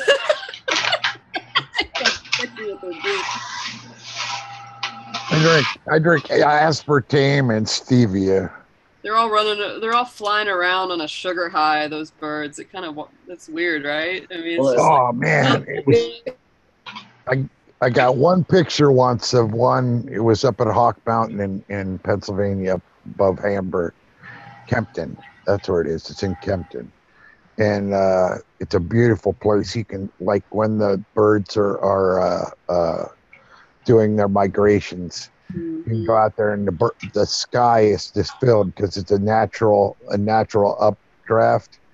So the sky is just filled with all these hawks and eagles and stuff and vultures. I mean, a little bit of everything. And but they had hummingbirds, hummingbird feeder there, and I got a picture of a hummingbird standing still with its wings out. And I was so impressed, because I was using one of those. Remember the Instamatic, the 110 cameras? Oh, yeah. Like about this big. It had the flash on them. Oh, yeah. I was impressed because I was a kid and I shot that through a window, and that came out. I take a lot of really great bird pictures through my window. It's nuts how good it can actually be, especially if you just keep your windows clean. You can get some great pictures. I need a camera that'll get up closer to them, though, because if I zoom in, I can really see them well. But just, as a regular shot, they're kind of far away. But I should post up on Twitter the link to the Cornell Bird Institute. They're an ornithology group up in New York. And they have live bird cameras all over the country and some parts of the world. But down in West Texas, they get a huge amount of hummingbird migration. And if you watch that camera during the day, you'll be blown away. There's magnificent hummingbirds and red ruby throats, rufous hummingbirds, black chin. There's a lot. I mean, just a huge variety coming through there every day. One of the Portland stations had a that was a red tail, I believe. It was a red tail or a falcon. I can't remember which, but they had a nest on their building, and they didn't even realize it for a while. And then somebody saw the bird flying in there, and they set up a camera. Yep. And so you can watch the chicks and stuff. I mean, it's cool. That is neat. I mean, all those bird things are really neat. I love watching the owl ones and stuff. Oh, yeah. Yep. The barn owls, they're especially cool. Oh, they are. The vet was telling me that he'd done a lot of work. He's just that the barn owls are they're like natural killers. He says they almost kill for sport. That they're just so good at it that there's nothing. It's like If you're a mouse or a vole, you're pretty much in trouble with a barn owl. I mean, he said when they come down on a mouse, when a barn owl comes down like that, it's the equivalent of a 140-pound man being hit by a truck. It's like that. It's like that many tons of pressure. Yeah. We I mean, were, it knocks their prey straight out. I once saw a red tail come down and grab a rabbit. I mean, literally, like just, not that many feet in front of me. And when I really took a look, I could tell that rabbit was not even conscious. Just the dive, the impact of the dive and the hit. Just boom. just, yeah. Animals kill so cleanly most of the time. Most of them do, like that. And it's just Well, the red tails, when they'd cut the hay in the field across the street, red tails would go crazy because there was just a zillion rabbits and stuff. Yeah. Oh man, yeah, I've seen that several times. They are there. One night me and my brother, we were driving. We called it the Bew Hog. It was this like 1970s Buick, and it had to be the largest production car ever made. I hated driving that thing. It was like driving something. I mean, the steering was a little loose anyhow, but even when it was just driving, if it had totally tight steering, thing would still feel like it's floating like a fucking boat, man. But we're driving down this back road. We always did this thing where we'd slam her into neutral, and that was always an exciting game in itself. Sometimes when we went to click it back into drive, it hit reverse or vice versa. We'd hit reverse. It would be ugly, but I mean, that car took it. But one night we're driving along, and my brother says, holy shit, right up above, like where the headlights would go. So I'm driving this freaking beast down this back road and trying to watch. There's a great horned owl following like right behind our headlights, just above the car height. And like I slow down and it'd get just in front of the windshield and we could watch it, but it was watching ahead of where we were going for anything that might be out there. Oh man. That was like way exciting because that was like one of our trips, like when we were within a mile of home. So we were just diddling around, driving around the long block, smoking a tube, and it was like, oh man, the last thing I need to do is be trying to do the Mario Andretti down the back road with that car and looking at the owl, man. That was wild. How long did the owl stick around? How long did the owl hang out? It had to stay with us for a good half mile. Wow. Because for sure. Yeah, because it was a straight stretch. It was. I wouldn't even have tried looking at it on some of the roads, but that one was a straight stretch, and so we could play with the brakes and it was snowy out, so it really sort of stood out around the background. Yeah, it was groovy. Stories like that crack me up because my mom, when I was growing up, we had a car and it was a tank. It was an old Oldsmobile Coronado from the 70s, and that thing was a boat. I mean, it just went and went and went and went. and I swear to God, it became like a point of like humor because me and my mom are both Capricorns. We're just unfazed. My sister's a Libra, and she's so conscious of it. And she hated when we'd come pick her up from school in that thing. Like, Mom, that car! Because it was this big old tank boat, and it was noisy.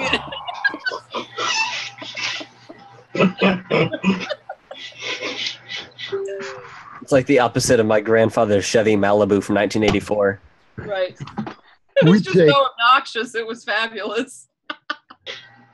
Me and my brother were running a construction company at the time. Well, we were doing artificial stone, was what it was. So we had to have water. So we had like 30 gallon drum in the trunk of that thing, and we had to have sand and stuff. So we had like we basically would load that thing up with like half a ton of crap and drive down the road. Yeah, oh yeah, man. When that thing died, it was so ugly. It was like we're driving down the road, it's like the Blues Brothers, because at some point you gotta imagine it was like we were driving from Allentown home, which is like a 40-minute drive, 45-minute drive, and the windshield wipers don't work. So we got a string tied to the windshield wipers, and we'd have to pull it one way, pull it the other to wipe off the windshield. And one of them Pennsylvania downpours, and I'm like, wipe.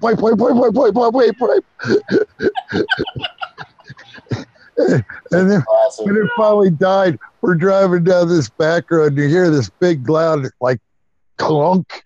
And my brother says, "Oh shit, man." He says, "Whatever you do, don't shut it off."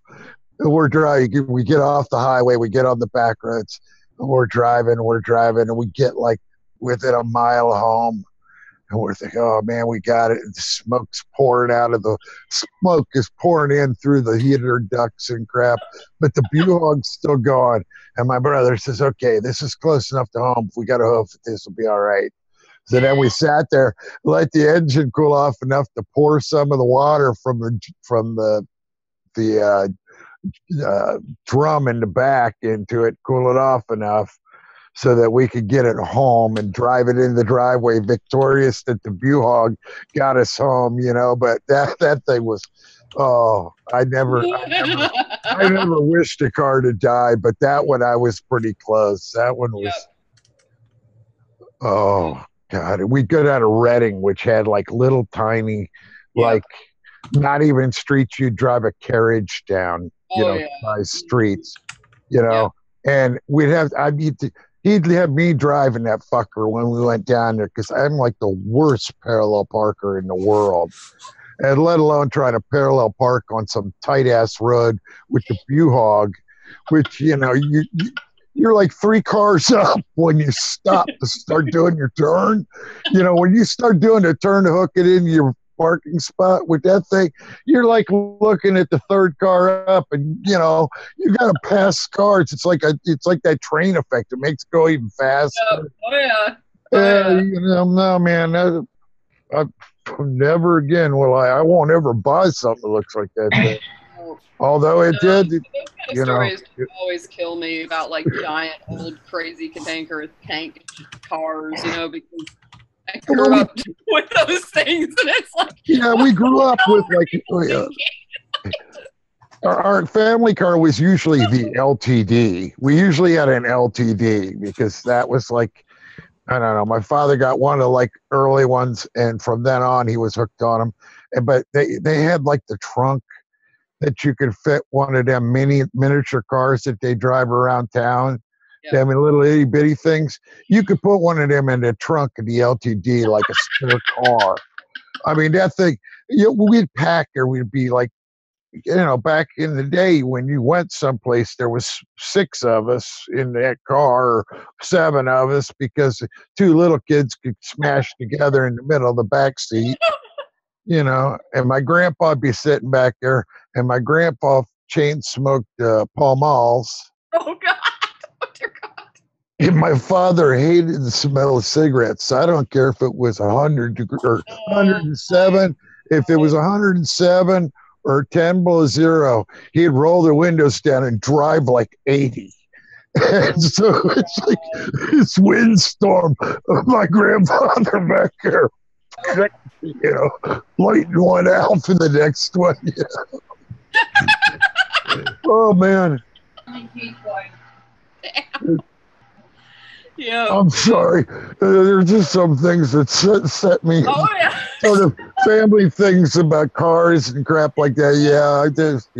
I have fond memories. When we would go up to Baltimore, my mom, I swear, you talk about a woman that would pack everything but the kitchen sink. And sometimes I think the sink was in there too. And she would pack the back of that car, and then she'd get like the U-Haul, like the little egg crate case that would go on top of the car. And she'd like put that thing down. And I mean, it was definitely like a circus. It was like a traveling carnival going around. We would go, you got to imagine, we would go to Daytona, Florida. Yes, in a car we had a car like that in our thing once. But we'd go in like a convoy of like 3 cars because there'd be like multiple families going down there. Oh yeah. I mean, and if you sat in the back seat in the middle, the transfer case or whatever, the transmission. Yep. Your butt would get hot. Oh, the butt, but your feet would get hotter. It would be like the NASCAR drivers with the hot floor. Yeah. You know how hot the floor in a NASCAR gets? That's from the brakes. Same thing. Oh God. Our old Toronado, it was a white car with a black interior in the South. What in the world? So that thing would get hot as blazes. And then there was this time we were babysitting, and we all got in the back seat, and we buckled everyone up. And when we got back to the house, we couldn't get the buckle undone. And it was this total massive freak out. The kid was flipping out, and we kept telling him not to move around because those old time, you you tighten them up and you couldn't, you can make them less tight. So he was sitting there just, and my mom didn't want to cut it because she was like, well, I can't repair it. I think we did end up cutting it. I can't remember how we got that damn kid Or out. just left the kid in there or something. Yeah, just let him, I mean, at I'm that surprised. I'm surprised because when I was a kid, there was like seat belts. Yeah. No, you know what the seatbelt was. If you had one of them station wagons, get in that way back, man. All you kids get back there. Give your adults as much room as we can. Oh, look at that. Those are just strawberries. Snork's garden. Where's that sitting, Snork? Wow. Snork, where is that sitting? That's behind me. Is that near light? I had to have a light from somewhere else. Oh, okay. So it's artificial light? Yeah, that's artificial light. So artificial light, and you're growing edible, really good strawberries. No, well, I have before. This batch, I haven't started my strawberries yet. This batch is coffee. Oh, I don't know. It looks like strawberries to me. Peppers and lemons. With artificial light. Strawberries, James, but that's okay. Cool. That is cool. The survivalist. Grows better inside than outside. You can get some really nice grow lights on Amazon for like $94 that will grow it has 4 different light bulbs in it, like the long fluorescent type bulbs, but they're like full spectrum grow lights, so you can I use full spectrum, but they're custom made and they're much cheaper than that. And I have the help of a physiology professor in New York to pick the frequencies. I planted it way too late. I let the peppers grow too long, so I lost a lot of limbs, leaving them in the what do you call it? The initial starters.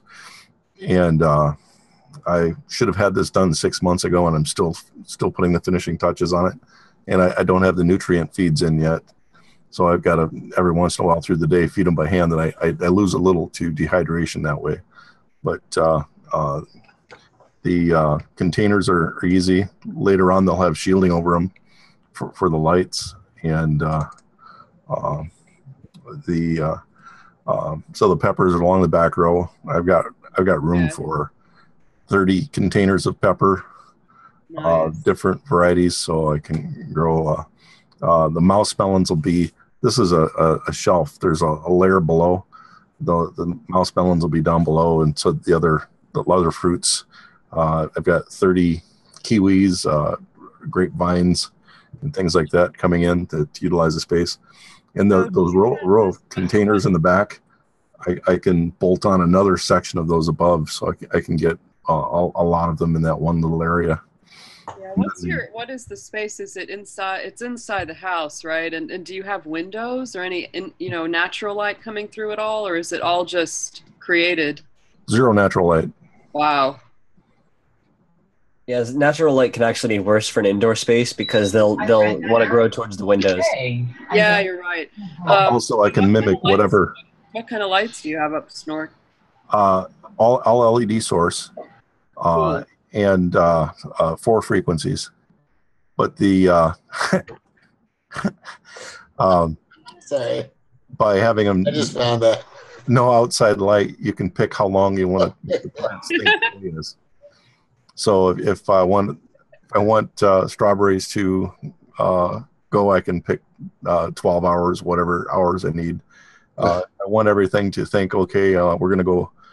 I'm going to be gone for a while, so I want things to cut back. I can change them to 8-hour days, or I could change them to 14-hour days. For onions, you might even switch other. Yeah. So onions are also really easy to grow inside. You can get a bucket, poke holes in the side, and put either dirt or a sponge in there, and you can put your bulbs in, and the onions will grow, and you can just pull them out whenever you need them. That's pretty awesome. I think you've got the right idea. So everybody can do that. I mean, is that pretty common? Spinach is even easier. You shouldn't buy spinach in a store. You should be growing your own. Wow. All right, I'm doing that for sure then. And grow your spinach inside, because with all the hot weather that we've been having on this planet, you can't grow it outside anymore for more than a week. Like it grows and then it goes to seed when it's only like 2 inches tall. Like Yeah. I had to eat mine whenever it was all only like 4 to 5 inches tall because it went to seed, just because it gets so hot out or so early. The other thing about spinach is that the fresher it is, the better it is for you. If it gets a little wilty, it actually diminishes its nutritional value quite a bit. Yeah, that's how most plants are. The best way to Bananas grow. are kind of the opposite. A banana actually increases in nutrition as it gets a little spotty. Even though it increases also in natural sugars, the nutritional payoff is almost kind of worth it. Well, I guess I should have clarified. That's how most greens are, like leafy greens. Yeah, green's definitely that way. That's for sure. Down in California, the best way to grow spinach is to go to your Dairy Queen and ask for, say, and be as naive as possible. Ask for, get me some of those square strawberry buckets, and I'll pay you for them, and offer them a couple bucks a piece. And they usually can't figure out how to get rid of all the strawberry buckets, especially this time of year. And if you go in and say, I'd like to buy 5 or 10 strawberry buckets, you come back with food grade, no bad chemical plastic. You can pull the top off, and you can get some clean styrofoam, poke holes in it, and you can grow your spinach in the holes. Or you can actually buy these little pots that fit in the styrofoam, and they just float on top of your fluid, happily taking care of themselves. And you just have to look at it a few times a day to add fluid when it gets really low. But the spinach is very easy to grow. Yeah. You can put in bubblers with just an aquarium pump. I've used a lot of in the past. I've tried using a lot of compact fluorescence. Oh my God! Wow, that's pretty good. And it's crazy, isn't it? That's a cool one. Very accurate. But I used to hang out with the lead guitarist, with the lead singer. Yeah. Oh, right on. Dave Mustaine. Anyway, go ahead. Yeah, I got a bunch of cheap. I went to, there's like a Salvation Army building supply place, and I got a couple of the 4-foot things, and then I got a bunch of like vanity lights, and put compact fluorescence in the vanity lights with splitters on them and stuff, and just use that for light. And it works. It's, I mean, between all the bulbs, I got to have some with the right frequency. There's about a zillion of them. You can grow broccoli in 2-liter bottles. Just cut a couple holes in the side and hang them from a chain, and you don't get all the bugs. You don't get the worms, and you don't get the pesticides. You just get the broccoli. Wow. Nice. Yeah, you harvest broccoli before it's mature, so it doesn't get that big. When I start things in the little peat pots, I put them in like a terrarium thing. I cut the bottom off of 1 2-liter bottle. Then I put like a dome. I make little slits in the sides of another piece of 2-liter bottle from the bottom of another bottle. Make some slits in it, fit it all on top of it. Then I can just pour a little water in and leave it go. It does its thing.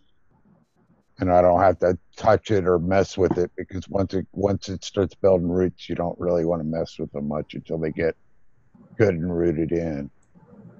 This year I did a really good job with my garden planting, and the wasps have taken care of my cabbage worm problem, and the hoverflies have taken care of my aphid problem. So the aphids that were terrorizing my lettuce at the beginning of and back in the spring are all gone thanks to the hoverflies, and all of the slugs that were destroying my lettuce are gone thanks to the spiders, and all of the cabbage worms and stuff are gone because the yellow jackets and the wasps come in and eat them. Like wasps are like the cabbage farmers and the broccoli farmers and the orchards person's like best friends, because they come in and they eat all the caterpillars and the worms. Yeah. It's like an ecosystem. It's like a circle of life in there. Yeah. A circle of life. That's the idea. That's how to keep it from getting the best of you.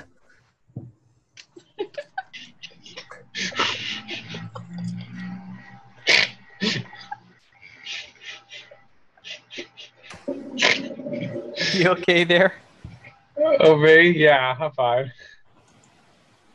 We're just having a good time. I think, you know, it's always a good time in here. I here. think it's good to have a night without politics sometimes. I'm just, you know, and I posted us on Facebook and Twitter for all the billions of people that are friends and that follow. But, you know, some nights it's just, you know, you guys got some fucking cool stories, man. But the thing is, James, in a way, I mean, talking about growing your own food and understanding what's the healthiest for you, that is a very revolutionary. That's good stuff. It's all about being more independent and being less attached to the grid and the whole way that things are, you know? So I'm totally about it. I think that those kind of things are extremely revolutionary because when the economy collapses, doing your own thing, boy, they don't want that. They don't want you doing that, thinking for yourself. Uh-oh. What are you talking about? We need to dumb them up some more. They're not dumb enough. They're not eating the GMO'd spinach, man. They're talking about growing their own in a bucket. The hell is that? Yeah, when the economy collapses, people who know how to grow their own food will be high in demand. Yeah. I have solar panels under my bed that I can actually hang out the window if I need to power up in case we have a large power failure, because hydroponics can't go along without nutrients. I want to go buy a generator. I used to have a good generator. Oh, it's great. Russia. That's it, man. Man, Russia. Jimmy Dore segment on the whole Russia. It's almost like a mute point nowadays. Just talking about it just kind of makes me feel really naive and ignorant. Just even bringing it up. Even the picture right there just made well, that's what anytime the people that are like on Twitter, those share blue people like that have been like, they still are not leaving me alone. Like right now, those people that were bugging me at 1 p.m. 2 days ago are still spamming me, and currently the thread has over 2,000 tweets and 48 people participating. Jesus Christ! It is insane because and every time that the share blue people are losing an argument, they always just immediately call you a Kremlin puppet or a Putin puppet, or bring They're up fucking triggered. And they say that you're a Russian internet troll who's like spreading Putin's propaganda, and they bring up collusion, and it's just like Jimmy Dore says, colluded to do what? It's like what? Yeah. Well, like here's the thing, like. What bothers me is the lack of systematic analysis that most of these people are applying. Am I a person who denies that Russia may or may not have engaged in meddling within our elections? No, I'm not. But then again, I also don't deny that America has done the same to numerous other countries. And admittedly, we've also done that to Russia. So I'm not saying that makes it right or makes it good. What I'm saying is that it's a very unscrupulous and unnuanced way of looking at the problem, in that we have set up a cyber warfare unit and culture, which has basically made anything goes.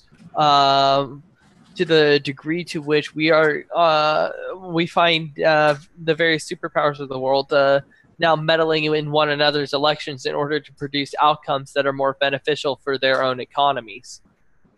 And that needless to say, it is in its own way a very slippery slope to its own form of destitution. Well, what was it? Well, there was the first 9/11 in Argentina. That was back what I can't remember when that was. There was the Shaw. We did Oh that. yeah.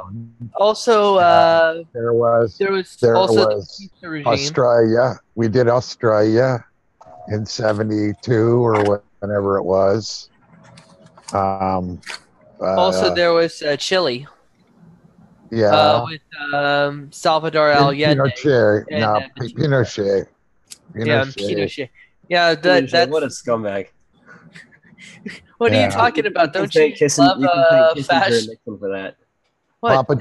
Papa Doc Duvalier. Yeah, we've overseen our fair share of elections for a long time. So I don't buy into this. People don't, Plus, we've got an election where if you're telling me that the Saudis and the Emirates and the Israelis didn't pump some money into this election somewhere along the line, and somehow along the line, I think that is being naive. I think that they know ways to get money in through groups that are, friendly. There's all kinds of Clinton Foundation organizations. So, hell's bells. Well, don't worry. The Clinton Foundation is gone, but in its place is a now more blatant money laundering operation. Fine with me. Well, it's like now they're not even like money laundering anymore. I mean, they're just doing out in the open. I mean, they're not. No one's hiding corruption anymore. It's like, and I had a conversation with my uncle today about private mercenaries and contractors, and it's like, and kind of like what James and Ebon and Stork and I were talking about last night with the private mercenaries. Getting paid more than our own servicemen and women. Just for being a bunch of aggressive assholes that work for the highest bidder. Yeah. And it's like, mercenaries should be treated as treasonous and all taken out and shot because they're willing to work for the highest bidder. So that means that we give them weapons and they turn on us. If Russia's willing to pay them more, or if Saudi Arabia's willing to pay them more, or if anyone's willing to pay them more. Like people who are mercenaries are the lowest possible form of person on this planet. Oh yeah, it's been around. Why do you? That is the greatest form of that's the 21st century modern day mafia hitman. Oh yeah. That's it. There's nothing else to call that.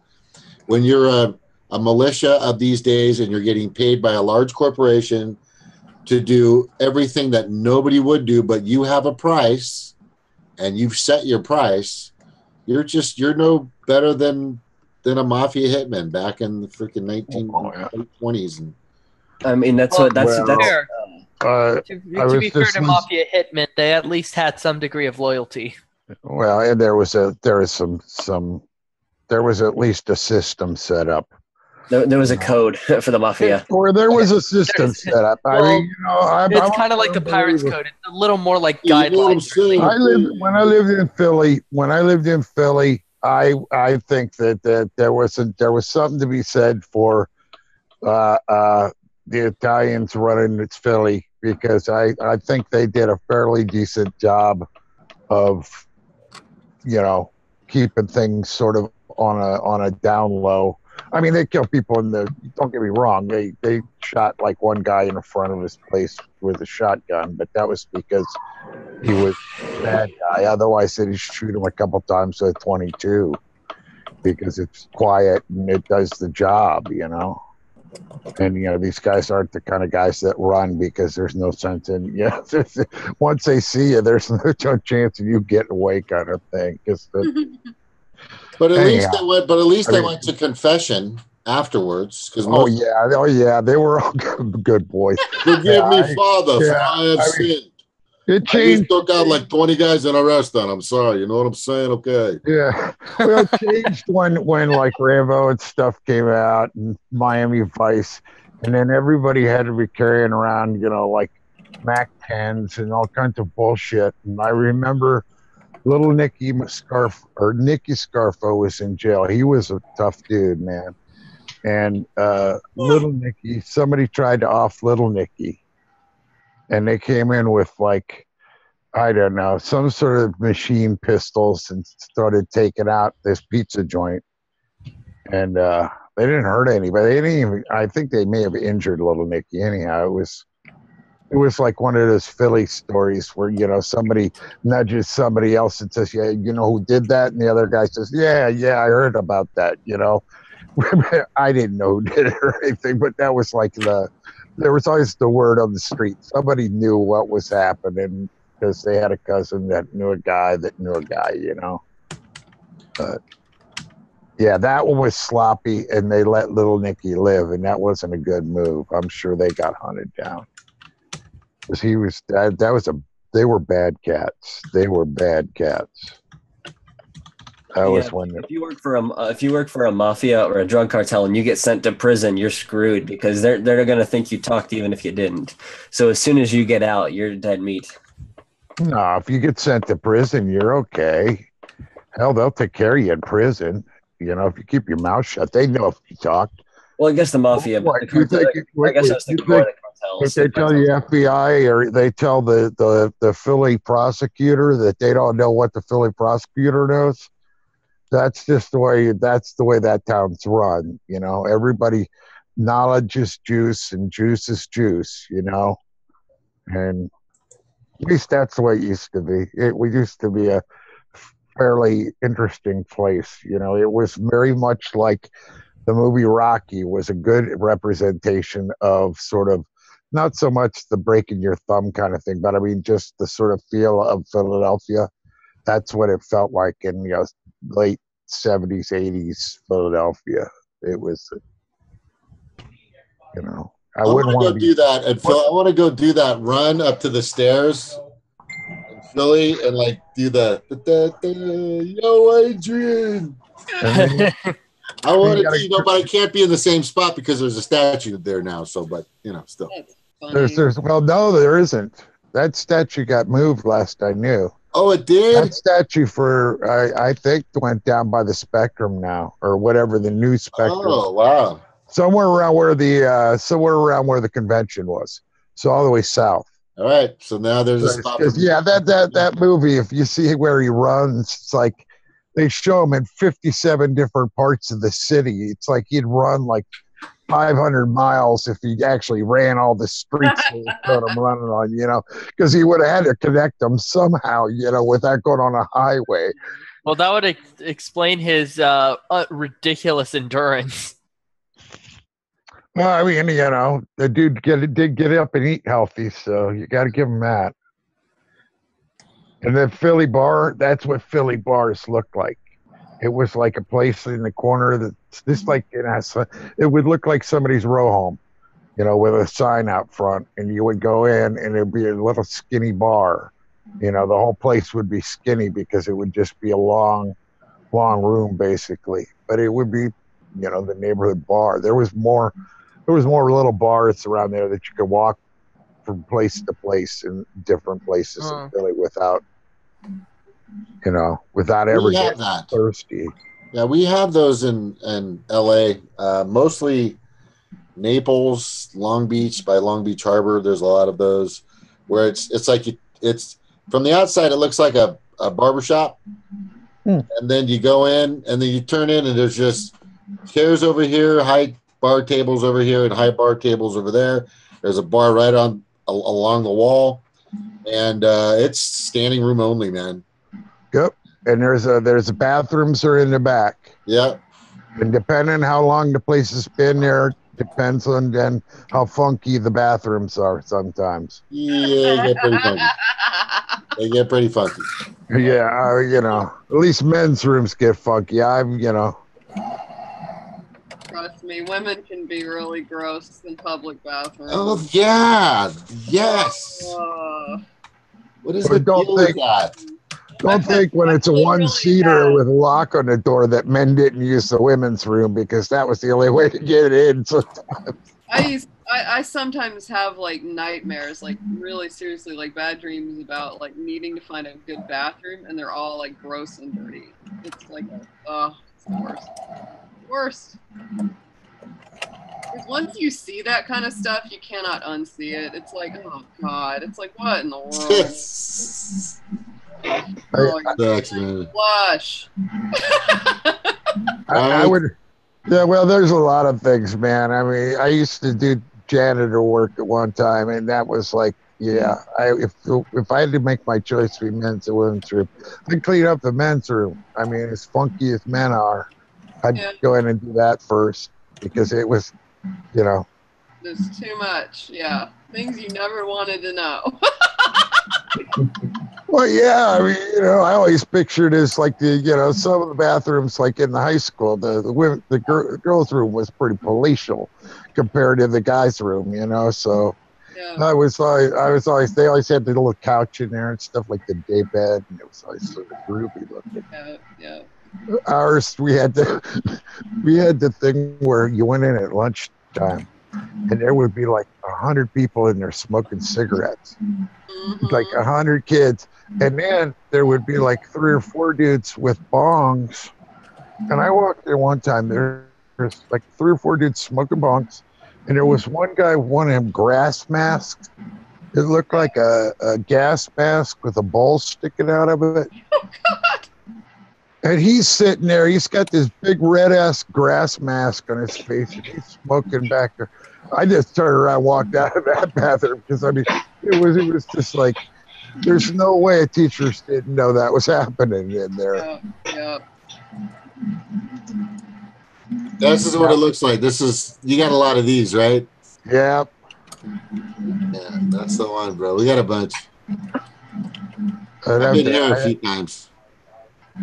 A long time ago. Well, I worked at a family bar that was long. It was actually a bar restaurant. What they did was they connected 2 row houses, basically.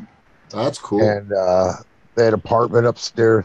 It was like family restaurant, man. There was always like a baby in a seat in the back or one of those little swings swinging, and somebody would be taking care of it and cooking and, you know. And then Okay, speaking of bars where I met my ex, okay, there's a connection here. There's a connection. Okay, sorry. So I met my ex, and then we had my daughter, and then my daughter sends me this today. It was really cool.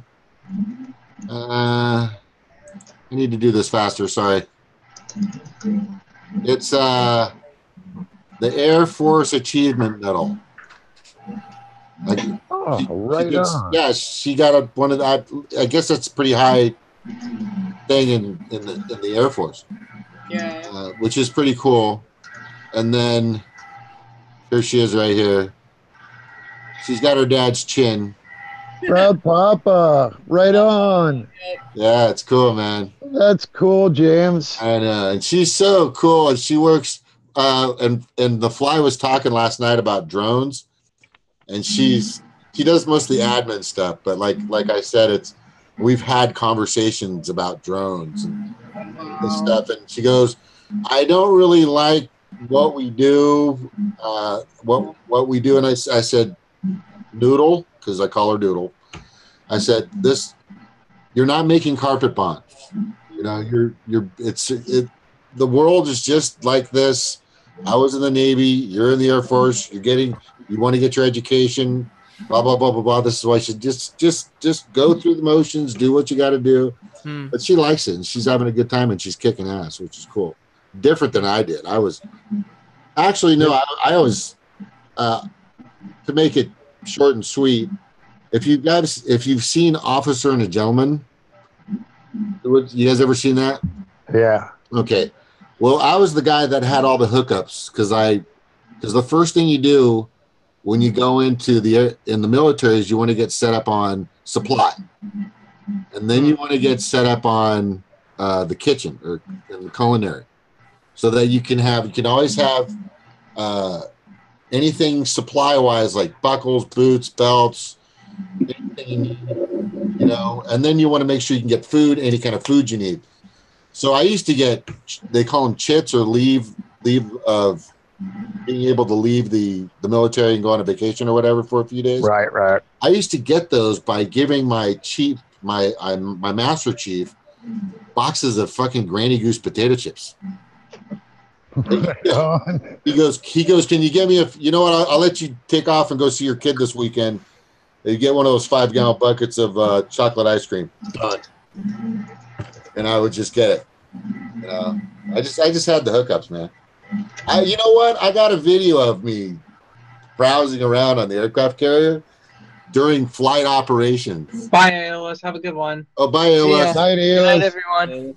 I shall see you all on Freedom Friday. Hooray. Yeah, I will probably be at the karaoke bar. But anyway, but it's a lot of fun. I had a good time. I wasn't in very long, maybe about 2 years. I had to leave because my ex was getting kind of crazy. But anyway, but it was good. It was good for me. But my daughter's kicking ass, and I'm very proud of her. And thank you. She's doing a good. I mean, you got to have some place to be proud of your kids. Man. Yeah. Well, all my kids are amazing. All my kids. Yeah, well, yeah. I mean, I mean, whoever has kids. This is the thing about kids. If I surpassed my father in many ways, as long as your kids surpass you, I think you're doing okay. You know, in some way, shape, or form. I don't expect them to be Major League Baseball players or the president of the United States, but if they're doing a little bit better than I am, then I think, and they're having fun and doing, and you know, they got more joy and less pain, then I think you did all right. And they're treating people well. I think that's important, you know, those ethics. But all my kids are pretty spot on, man. They're all of them. They're just pretty. I'm pretty amazed. And I'm telling you, and the reason why is because they got great moms. You know, and I'm not just kissing ass here. Their fucking moms are amazing. Yeah. You know, dads are dicks. I know. You know? Most of the time, dads are not worth a whole lot. I got fortunate. I really did. My dad is one of those just really, truly good guys that never left my mom. Neither of them ever cheated on each other. There was never any funny business or drinking or smoking or carousing or cat housing, as my dad would say. Cat housing. And, you know, it's just, he's always been very solid. I really, it's like as many arguments as I've had with my parents over religion and things like that. I think that we've, you know, found a way to be really solid. And what it all comes down to is just that they love us so much. They just loved me so much. I swear to God, I could go out and kill someone, they'd still love me. You know what I mean? It's that kind of thing. They'd be like, well, he probably had a comment. Hey, you know, I mean, you got to take what's coming to you, but I still love you. I mean, that would be my reaction. I mean, they're my kids, but and I love them. They can do wrong. I ain't saying they won't never do wrong or anything like that. They're sentient beings. You know, I didn't raise them to be, you know, little wallflowers or anything about anything, and neither of them are. And here's a cool thing I did to my kids when they were all of them when they were kids, is because I used to see kids running out into the street like at 1.5, 2 years old. Oh yeah. I go, so because they think everything's fluffy, right? Mm-hmm. Everything's fluffy. I'm going to run everywhere. Nothing's going to hurt me or hit me. So what I did when they start understanding that things are hot and sharp and hard is I took their heads and I'd kind of bump it up against the bumpers of the cars. Yeah. It's hard. Yeah. Hurt. Yeah. Right? And they're just like, dunk, dunk, dunk. And then, but they never ran out in front of the cars. Oh yeah. I told my daughter to do that to my grandkid the other day. Oh my God. I don't know if she did it yet, but because she laughed. I think the areas that I've maybe surpassed my parents, and as far as like happiness and things like that, is I think, you know, like on my mom's side, there's a real genetic history of depression, and I feel like I'm kind of the first person that's really dealt with that head on and gotten help for it, because I've always had clinical depression, and I've probably managed it better and dealt with it better than almost anyone in my, you know, family in the past. And so that's one thing. And then I'm definitely more independent. I mean, I work for myself. And my dad, I mean, he slaved and toiled away at retail stores and managing pharmacies and all kinds of stuff. And it just, I mean, it beat the hell out of him. And I feel like here I am making more money than he did. but I'm not killing myself like he did. You know what I mean? And it's just like, it's not like I'm rich, but at the same time, I definitely feel like I'm happier in that regard. That's good. Oh, Stevie is cracking me up tonight because she looks like one of the French revolutionaries sitting there knitting while the guillotine's chopping heads off. Knitting? Taylor, Madame Defarge, I think. Are you knitting? I'm crocheting. I have to make a curtain. She's My mom is a big. That is so sexy. You know? My mom crocheted. And the reason why I'm saying that because I don't know. I don't think anybody. You know what? I know how to sew. My mom taught me how to sew and hem my clothes. She goes, "Get over here. Here's the machine. Don't stick your fingers in there. That's bad." You know. When we were kids, we had one of these little ones that went like this. You had to stand on it like this. You had to get your right foot on it, your left foot down, and you had to, and it would spin on it. I forgot the name of it, but the Singer. My grandmother had it. The Singer. It was an old Singer treadle. Yeah, it was an old Singer. Exactly. Yep. It's a treadle. My mom got one of those. Hey, my mom sewed forever with one of those. You know, she had a machine, but if the machine gave her any problems, she'd go over there and fiddle around with that thing, get it set up, and do the sewing on it. Because, you know, we had a hole in our clothes. It got a patch on it. You know, that was the way we did things when I was a kid. Yeah, you're not get a new pair of jeans. You're getting a patch. Yep. Yeah, well, yeah, and you certainly ain't spending money on no pair of jeans with rips in them. Yeah. You know, Yeah. Mom had spent too much time patching up things. But yeah, we had to learn how to do all that stuff. Sewing buttons on and all that. Oh yeah, I mean, I've always tell spells the kids if there was ever a problem with something, they brought it to Dad because I'm the one that sewed things. My mom always loved to crochet. She used to she'd make a full on like a dress. She could make blankets, all kinds of stuff crocheting, and she loved to sew too.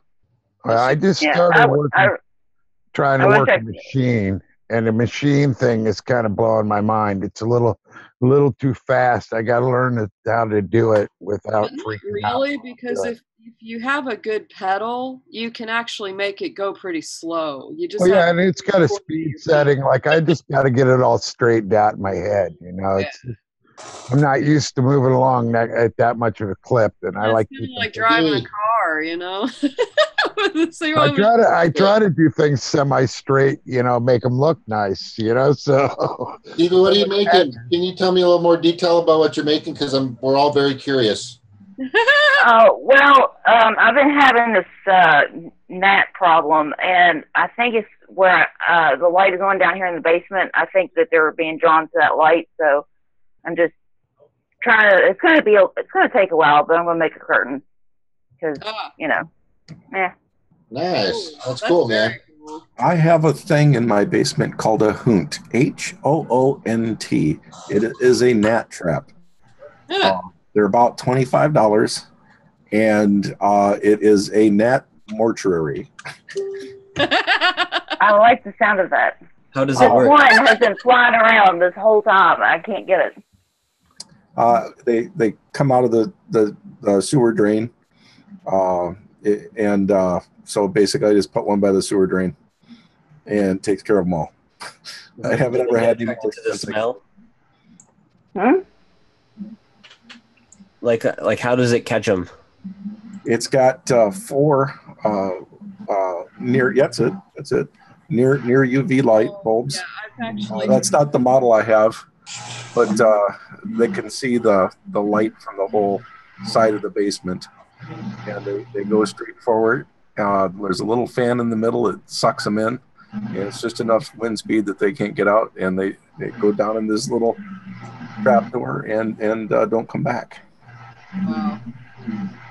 I'll have to give me one of those because I haven't. That's the only bug problem I have in my room is gnats.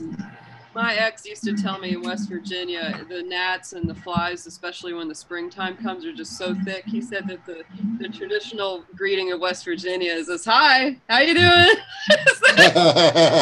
Not this, it's this, because you're waving the gnats out of it.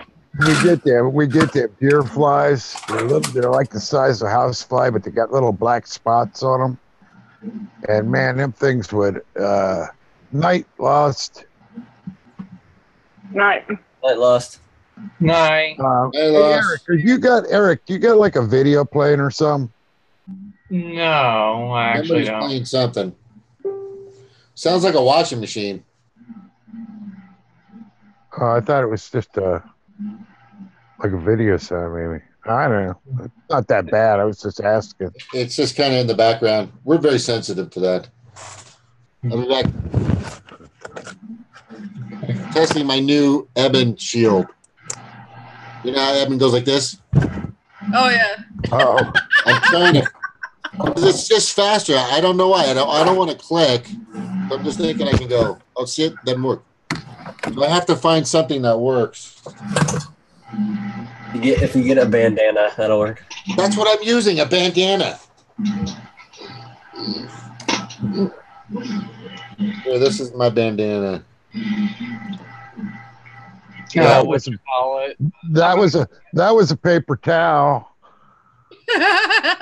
That'll work. Anyway, I'm gonna have to head out now. Stevie, I gave you the controls. Everyone have a wonderful night, wonderful evening. Love you all. Triggered.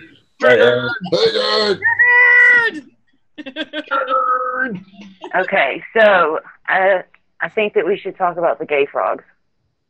What? What? I'll be We listening. need to talk about the gay frog epidemic. Oh, what about the gay frog? I don't know. Should they get married? Are we all pro gay frog marriage? Yeah. Well, the real Ribbit, question. All for legalizing gay frog divorce. They can adopt all those homeless tadpoles. It'll make everything better. What is? Could you guys set up the story for this, please? What's going on? I have no idea. Okay, so it's an inside joke for everyone who knows about Alex Jones. Because Alex Jones did yes. way far back about how they're putting chemicals in the water that's putting the frogs gay, and that's one of the it's one of the very, very few stories that he was like actually onto something. That guy is such a freak. Because they do put chemicals in the water that make frogs switch genders, but it doesn't make them gay. Yeah, that guy is a fucking freak, man. He's spaced. Wow. I like Jesse Ventura and I like his son, but sometimes they get a little too. I like when he starts selling the mega super male vitamins. Oh yeah. Oh God, I think that's just worth the price of admission just to see that, man. That's an e-ticket. Can you guys see me? I just noticed that my hoont, I need to empty it. The front is getting full of it, and the little tube where they go in is getting full of dead flies, so I'll have to clean it tomorrow. Jack. Right on. I used to have gnat soup. I used to have a bug trap for the flies, and like, have you ever had those orange Asian ladybugs in your house, like the invasive ladybugs? Lord, yeah.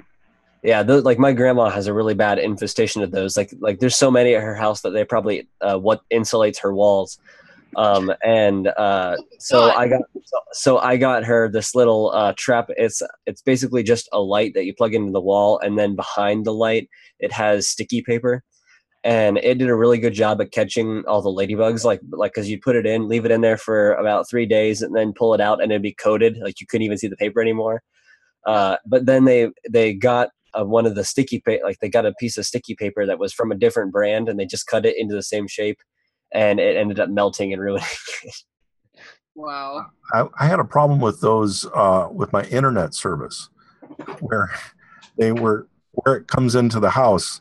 They were filling that little box up, and their little dying bodies were decaying and shorting out my internet.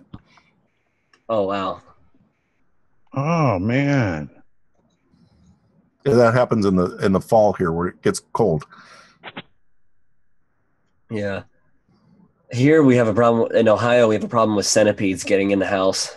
Like at the house that I lived in whenever I was like 3 to 9 years old. It was like infested. Well, I shouldn't say infested, but it had a problem, I should say, with centipedes. And like they would always come in through the basement, like the room with the water heater and the closet, And there was one time we opened the closet and we found a 2-headed centipede. Wow. We always had this. We had gypsy moths, and we had those tent caterpillars. You'd go up, and it would be like it would look almost like a funky spider web, but it would be just like almost solid looking, like gauze, and inside of it would be like thousands of those things. We'd go out and burn them off because they were just, they get on the apple trees and stuff. Oh yeah, they can wipe a tree clean in days. Yeah, they were funkadelic, man. But yeah, we'd do as much as we could. But yeah, they were stripping at that point. They were stripping a lot of the hillsides on the Appalachian Mountains there. So yeah, a few years back we had a really bad year with those tent caterpillars and the tent worms, and they defoliated a lot of the trees, and it was pretty bad. And then every year since then, it seemed to be not quite as bad. Which bug was that? The tent caterpillars. Oh. Now, no one can complain about having to use cloud, but keep giving cloud good shit. Wait, who's calling user 2? It was like, all right, you guys are right. Do you guys hear that? Yeah, I can't hear anything, but yeah.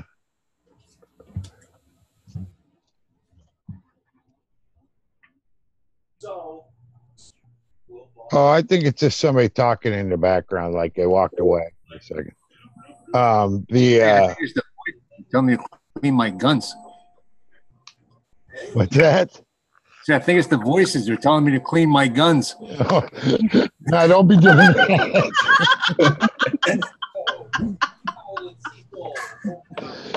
I keep hearing 666 Damien. Are they voices in your head if everyone else can hear them though? Hey, I got some weird voices in my head, man.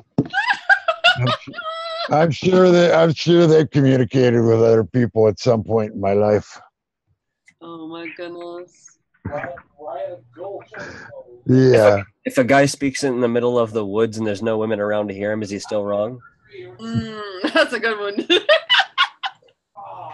We'd go out to get the tent caterpillars. We'd use hairspray. We'd use that Aquanet and a lighter. Just go out there and zap them with some Aquanet and your flame. That would do them in, man. Yep.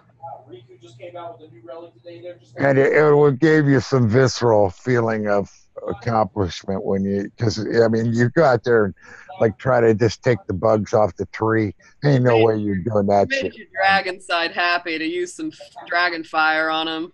Yeah. Oh yeah, you reach in there, you reach in there. It's like reaching in, and suddenly you got like 100 of them crawling up your arm. Oh my god. And they'd be on the pavers and stuff. It would always be that familiar crunch, because you don't look down and see them, you just hear them. Yeah, those things are pretty terrible whenever you run into them. Well, the deer flies look like those deer flies. They'd bite. Oh man, I hated them. And we had a big horse flies too, but we had them little deer fly, and those things are just like getting bit by almost like getting like a wasp bit, I guess I was really lucky. I don't think I ever really encountered like biting flies when I was a kid. That wasn't really something that we would encounter. I don't remember ever getting bit by a fly or harassed other than just the normal buzzing around the house stuff, Well, I don't think I was allergic to sumac because I'd be all over that, but poison ivy, we'd have poison ivy all over us. Man, this one girl, she wanted to get out of school. She rubbed poison ivy on her face. Wow. Oh, wow. Yeah, those are the same people that were like trying to get rid of the poison ivy. So they'd stripped them down and they were burning it in the front yard, standing in the smoke. Oh, that's a dumb thing to do. Inhaling poison ivy smoke is a death wish. Yeah, it was funkadelic. It was bad for them. That's the But way to have your throat swell shut and die. That's what happens if you burn poison ivy and inhale the smoke. if you got to though, what you do, even like me, you can do it, but you got to go out and you strip down like you're doing decontam, and you come in and take a shower. But you do it at night, and you don't go into the light until you're in the shower, and you shower it all off real good, and then you won't get the poison ivy as bad because it's photosensitive. It turns out. Yeah, that's why they say to never pick, like if you're out in the garden, you never want to pick a lot of the carrot family vegetables like celery, because if the juice gets on you and you're out in the sun, it'll eat away your skin and like burn holes in your skin because it's sensitive. Those bells, we'd get the poison ivy and you'd scratch it until it was just a big scab from scratching it open because, and then everybody, oh yeah, I mean, we were funky kids. We were out, the ponds we played in had some, like you'd walk through the muck to get into them, and but we had a great time. I'm sure that I've either got or I know that I built up an immunity to a zillion different, bugs and crap that other people have never had in their lifetime. But it's funny. I mean, I grew up in the South where pretty much everything grows, and I mean, we had lots and lots of poison ivy, but I just was not allergic to it. I could have just rolled around in it and it wouldn't have done anything. I was never allergic to it. I've never in my life had an outbreak of poison ivy. That is crazy. Yeah. Like every year I would get poison ivy, even though I tried so hard. But even like if the wind would blow, I would get it. And this one year, my grandma and me cut down these vines and stuff that were out there, and I did, and I didn't know it was poison ivy. And the next morning, I woke up and I couldn't even open my eyes.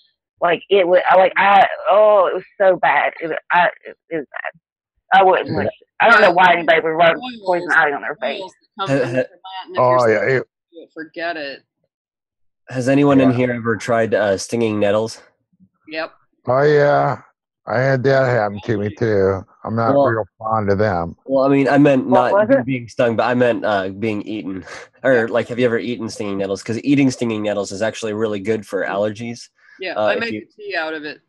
Like nettle tea, steaming them, or making freeze dried nettles, and then using that with stuff is all very, very good for your allergies, and because it contains a lot of histamines and that kind of stuff in it naturally, and it's one of the most nutrient dense foods on the planet.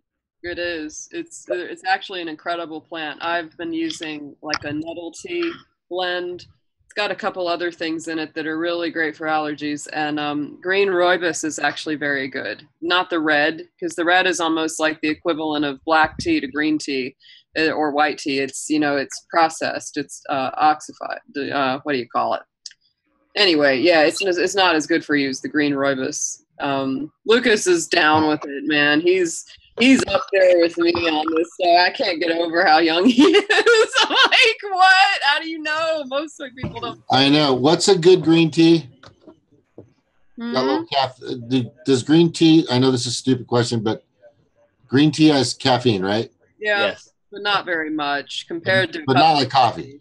Not compared to coffee. It's very little. Yeah. Okay, so what's a good green tea? What should I look out for? Because I really like green tea. Well, it's kind of to each person, because some of them will be like better for you, but some of them will taste like really bad in comparison, and also it can change over time. Like I know that I've gotten the same brand of tea, and it'll taste super different from one time to the next. My favorite green tea is Dragon Well. And it's, I mean, you could something in the grocery store, please. Langers. What? I think it's Langers. It's Arizona or whatever it is. I don't know. Dragon Well tea is like, I mean, there's different kinds. There's Sencha, there's Dragon Well, there's Genmaicha. There's a lot of different grades of green tea. And, I mean, you can go to the grocery store and just buy a box of green tea. It may or may not be something you'd love. But I like the Dragon Well because it's a little more mellow. It's slightly nutty. It's just got a nice flavor. Whereas I think sencha is a lot more weedy. You know, it's like it's green tasting, like you just picked it out of the yard. I also really love white tea. I get Silver Needle white tea. Sometimes I recommend ordering it online. There's a couple of really good websites that I order from that are tea companies in Oregon. And I order their jasmine green tea and their dragonwell tea and their silver needle white and things like that. Jasmine green tea is good. I order from Steve. A lot less for it that way too. I order from Stephen Smith Tea Maker. He's pretty good. He's the one who started up Teavana. But then I think Starbucks bought it from him, so he They did. Starbucks is currently destroying Teavana. I remember the very first Teavana store because they started down here in Atlanta. Yeah. And it used to be called Elephant Tea. When it first started, it was Elephant Tea, and they had one tea room at Phipps Plaza, right near me, and it was this really nice tea room. And then it got more and more and more corporate, and now, Starbucks bought them, and they're just running it into the dirt. They've gotten rid of some of my favorite tea blends that they'd had for like 20 years. They've just chucked them out. I'm like, you people have lost my business forever. So he started up his own again before he died, and so really good blends too. A lot of it, like I just do full loose leaf tea. Most of the time I do too, yeah. Mm-hmm. And there's a whole bunch. What was that? You can go first. Yeah. So they have a lot of descriptions. You could taste them out. I think James, if you order it, you can have they have a lot of little trial packs. Oh yeah, that's if you what just I want to steep it with its own bags, and it's fully all the bags and everything is fully compostable. So that's also great. You don't have to take the bags out and compost that and throw away the bags, whatever. So it's really good. I can't do coffee. The thing about me and coffee is I can actually feel the caffeine going through my blood system. Well, if you're looking for tea that's low on caffeine, oolong tea is really good for that too. It's just made with younger tea leaves, and it has a very different taste from normal black tea, and it's not worse and it's not better. It's just different. Oolong tea goes in states of oxidation. White tea is the least processed.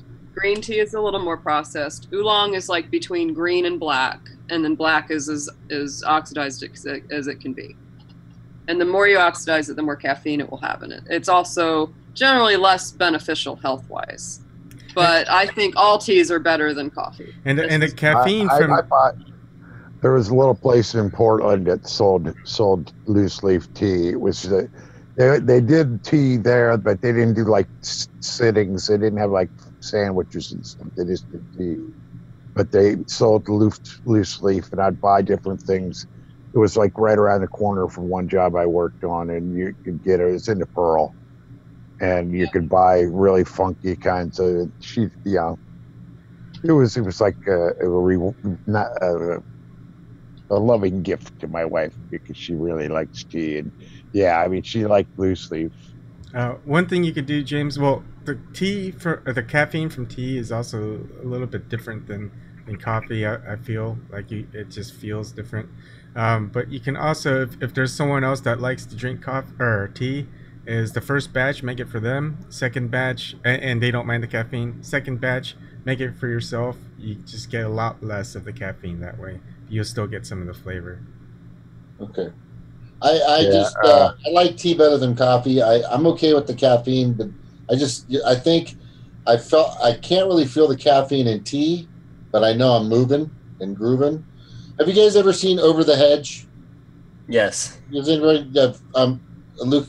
I hope you've seen that movie. Yes, I have. It's the CG graphics. It's got Bruce Willis in it and all this other stuff. Where they got this little the squirrel. Is it the squirrel? Yep. Right. Squirrel. He drinks coffee, and he gets super amped, and then he's going so fast he's slowing time down. It's freaking hilarious. Yeah, Gary Shandling did the voice of the turtle. That's how I feel when I drink coffee. Didn't Gary Shandling do the voice of the turtle? Yeah. Yeah. I could do that with iced tea if I'm not careful, because I drink so much liquid that coffee. I know how much coffee I can drink. I drink I don't know, 60 ounces because it's like 3 20-ounce cups. and then I Yeah. start. The You only know, time I really enjoy coffee is if I have a dessert. Like I'll just have black coffee with a dessert. oh yeah, that I love coffee with dessert, but I rarely get it because I hate decaf. But I drink tea every day. Every day I do a blend of green tea, white tea, and usually some kind of rooibos, often with the nettles in it, because that stuff, it helps wake me up but not make me jittery, and it really cuts down on my allergies. It's I was gonna say if you get that loose leaf, don't act like I mean, it's a lot more powerful than you think. I got that dark stuff, and I like packed one of those little balls, just full of it, and put it in a cup, and I made like 1 cup with that tea, and I drank that, and I mean it was like 20 minutes later I'm in the bathroom because that was just it was too much. It was too much caffeine for me. I couldn't believe how much that blast of tea. Yeah, you got to be careful with the loose leaf and use the small spoons. Well, I didn't realize it. I thought it was like, oh, okay, you just pack this ball full. Okay, I get it. Is that like Chinese? Is that a Chinese thing? You get this little ball that shuts. It's like a screen. Oh, I've seen it. Is that from China? Diffuser. You can get different diffusers. There's one that I got for $30 on Amazon that's really, really nice. It's a stainless steel mesh. It's nice and easy to clean, and it fits down in like any like mug or like you can get 2 sizes. I got the larger one because it's more compatible with different size cups and stuff. And like you can put that in your mug, and it takes up almost the entire space within the mug. And so you can stuff as much like leaves and like if you want to make spruce needle tea with like all the different herbs from the garden, you can go out and like stuff it full of them, and then pour the boiling water over it and have it fill up, and then let it steep for 10 minutes, and then you just pull the whole thing out, and you've got your perfectly done tea without any debris left in it. This is my tea maker that I use every day. It's rather stained up because I use it so much. And I love this because it's so simple. You just open it up, you put, a couple teaspoons of your tea in there, and you fill it up with the boiling water, close it. After it steeps, it has a little, filter on the bottom that's very, very fine. You just take my cup, you sit it right on there, and the tea just drains right down in the cup. Boom. And you're good. So I like that. That's smart. I got that one from Tivana a while back. Okay, I'm going to show you guys the squirrel on caffeine. Oh, that looks cool. What is that? This is Dragon Well tea. This is that green that I was telling you about. It's my favorite kind. Without getting it all over the place. Looks like marijuana. I was going to say, I've seen green like that before. By the way, so this is the tea maker that I've. Pearls. Oh, hold on. They're little round pearls. They're they actually by hand take the leaves and they roll them up. So they're little pearls, and when you steep them, they unfurl, and you'll actually see the whole leaf. It's actually pretty cool. That is pretty cool. Was that your maker? The silver needle is really kind of like the champagne of the tea world because it's the most unmessed with tea. They call it silver needle. It's white tea that has really not been processed very much. It's very lightly steamed. White tea tends to be a little bit more expensive than green tea because of that. I get mine from Tea Chai Te. They're a company in Oregon. I used to go to their tea room all the time, and I still order their tea because it's very good. The prices are really decent, and it's a clicky place to hang out. It's fun. Yeah, it was a nice little place. It was just comfortable. They had like sofas and tables, and it was just That's nice. cool. Yeah. Couple of hookahs. Were there any hookahs in there? No, but I'm sure Portland's got its share of hookah places. It's that kind of town. So, Evan, what were you going to show me? Were you going to show me that other tea? Oh, yeah. So if you look on the YouTube screen, that's the Breville One Touch Tea Maker. That's what I've got. I mean, I have a whole bunch of like manual press or just French press or these other types of things where you make coffee and tea. But I think the thing that takes me the most time, I'm kind of a perfectionist, is the temperature. So it boils the temperature to certain different temperatures for different types of tea, and also how long it steeps it for, so you don't have to time it and everything. It does it automatically. It's pretty awesome. Pretty sophisticated, it looks like. Yeah. I mean, I've got. Look like you could drink beer out of that. I always just take it to boiling, and then I might just let it steep for different amounts of time. Yeah. Yeah. I'm going to show you guys how I feel when I drink coffee. You guys ready? It's only 40 seconds. Here we go. Are you ready? You guys see it? Oh.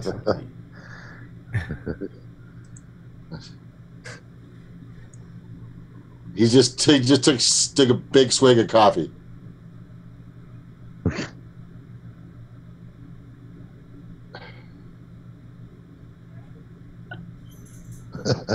His time has slowed down. He's moving so fast. Right. Yeah, that's crazy. That's how I feel. It's funny. Oh, I feel like if I don't drink coffee, I'm moving that slow. Yeah, everybody at work is drinking coffee, man. In the morning at 7, I'm just not drinking coffee. This is another But favorite. I need to have a little caffeine to keep me moving. It's a small company, Joy's Teaspoon, and it's run by this gal named Naomi in Las Vegas, and her blends are awesome. This one's called Lemon Zest, and it's a flavored rooibos that I swear to God smells and tastes like a lemon pie. It is so damn good. I'll blend this with white tea or green tea. You need to start getting royalties. Oh. I bought my boy one of them. My son. I got him my Death Star diffuser. Yep. So it looks like a little Death Star. Oh, that's cool. It's a groove. I'm a tea fanatic. I have been since a kid. My mom would, instead of giving us like drugs for a stomach ache, she'd make the peppermint tea. I mean, it's, that's the great thing is the tea tastes good and it's also good for you.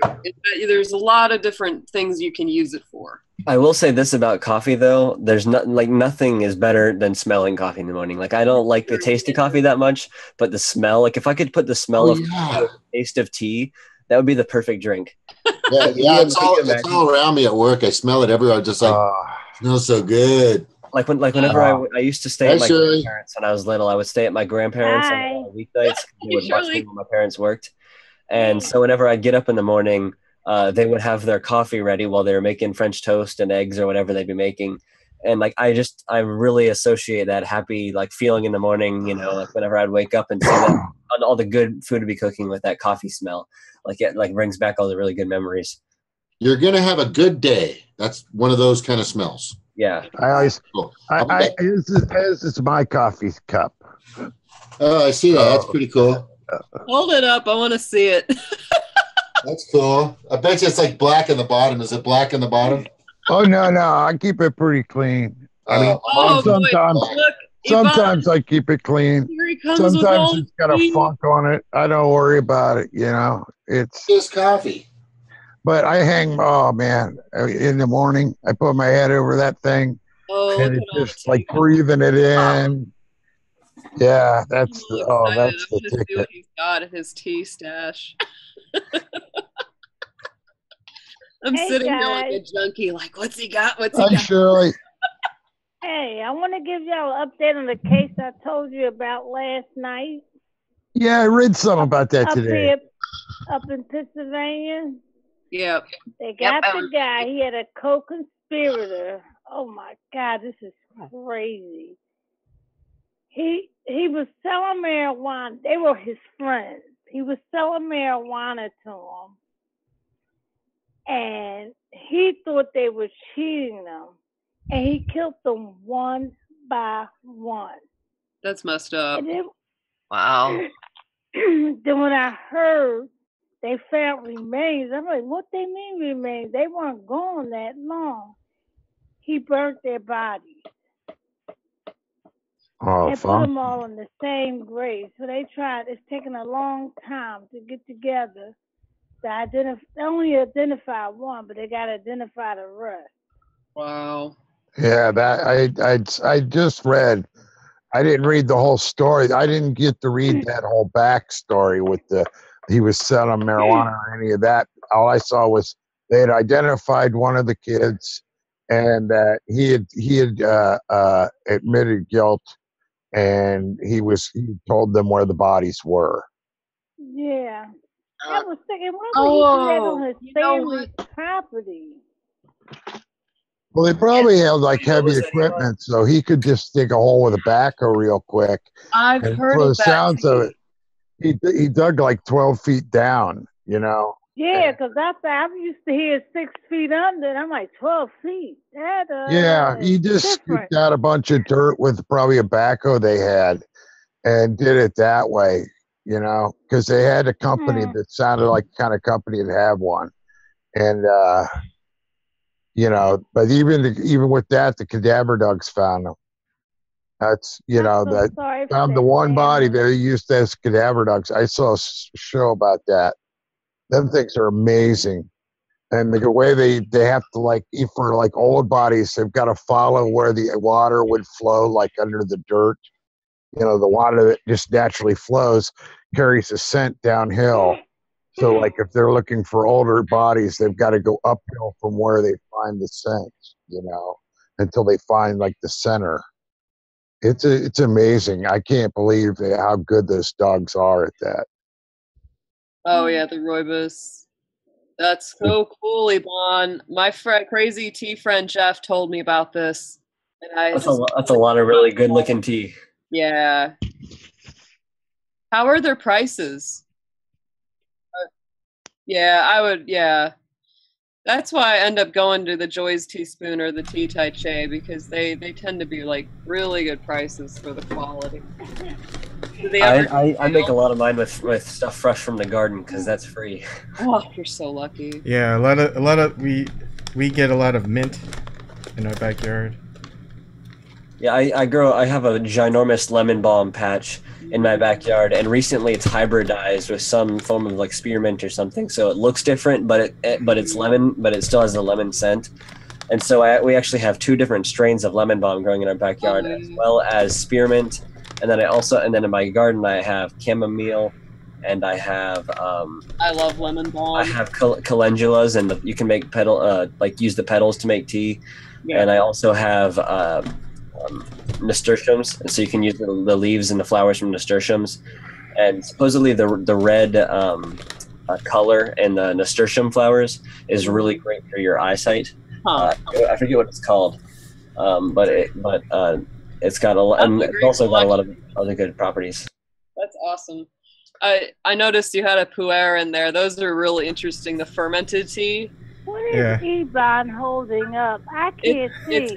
It's bags of loose leaf tea. Yeah, but I'm 51 years old, and I have to wear reading glasses, and I still can't see what's that.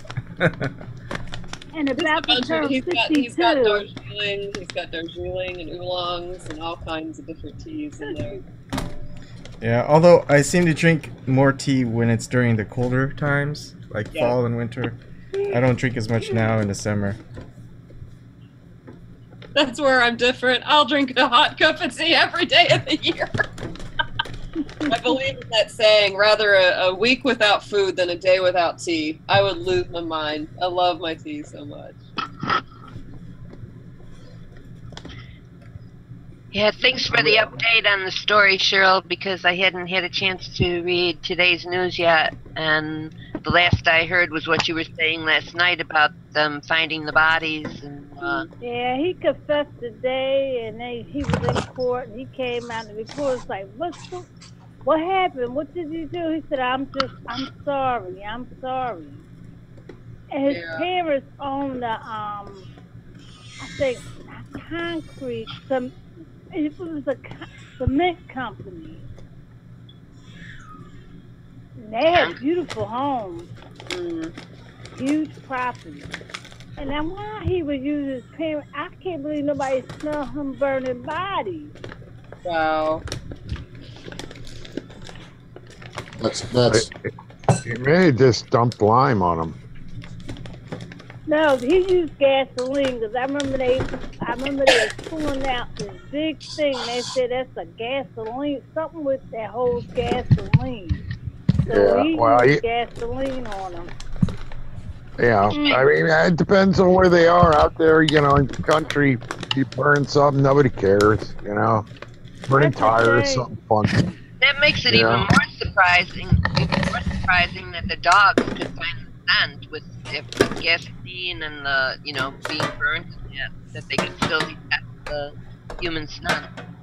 Oh, They say it's he had mental issues because he was banned from well. Arcadia University. I don't know, man. They start hiding evidence and stuff of their crime, and then I start wondering. They don't. That runs against them in court when they start pleading. That they have mental issues when they had cognitive ability to know how to cover it up or to plan it ahead of time and everything else. It's how this courts work is beyond me necessarily, but watching what I've watched, that seems to be the way those things work. That works against you. If it just happened all of a sudden, you could say it was a mental issue, but when they like plan ahead and then they have like a way to get rid of the bodies and everything, that's always like, you know what I mean? That's always funky. Well, he pleaded guilt. He pleaded to the 4 deaths. He admitted to it, and that only because they would not seek the death penalty, because we have the death penalty here. Yeah. If they try to hide it, it means that they know the difference between right and wrong. It's an admission of guilt. It's an admission of guilt is what they call it, or it's a what do they call it? I'll think of it in 5 minutes. But something to the crime. No, it's something guilt. It's not cognition of guilt. I'll think of it. It'll come to you. It takes a little while. It's your file monkeys. See, we all have file monkeys. Do you know what those are? Let me explain how file monkeys work. I have three. Senility. I call it senility setting in. Okay, I have 3 file monkeys. I have a day shift, a swing shift, and a graveyard shift. Okay, and they all grab files for me in my brain. Sometimes some of them are quick. Sometimes they do what I want. Sometimes they're monkeying around. But usually they're pretty efficient. One of them I know drinks too much. I know that for sure. I think is that the one working the night shift or the swing shift? Yeah, I think he's the day guy. Oh, really? Hey, I'm a fan of monkeys, and when they get angry, what they do. Yeah. Like, shit. Okay. Give me a key word for these deaths. I want to look this up real quick. Wait, James. I want you to look some up because you know how to put videos up. Okay, go ahead. Look up in YouTube Suburban Auto Group. It's a channel. Okay. And then look up. They got a whole bunch of trunk monkey things. So, do you guys all have iPhones? No. I'm on a Droid. I have one. No way. I have one. You have a fucking. Unfortunately. No smartphone at all. No. Darn, I don't know if they have Boycott for Android and other things, but you can check. But there's an app I have called Boycott, and it's really great because I was getting those Tazo brand teas, which are more high end that you'd see in the grocery stores. They're not that great, but they're better than a normal tea. They're okay. And so I was getting those, and I use this Boycott app, and I scan the barcode to see what company owns it and if they have any conflicts with my views and beliefs, And I found out Starbucks owns it, and I was like, wow, not. Yeah, Tazo was made in Portland. It's actually by the same guy that created that Smith tea brand that Ebon likes, and they were not originally owned by Starbucks. They got bought. Starbucks is an evil fucking empire. They just buy things out and then destroy it. That's my opinion. This is a good one. Is that it? My husband and That's I a good was one. having Yes, an argument. that's the perfect. Yeah, I'll play it in a second.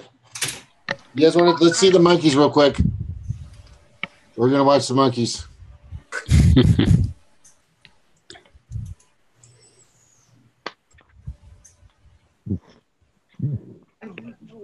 can't hear the sound. Where are you gonna go now? Well, you can't speed up by anybody now. You think you're better than me? Well, you think, oh, I like the way you drive. What, you got a fancy new butt? Huh? Speed out!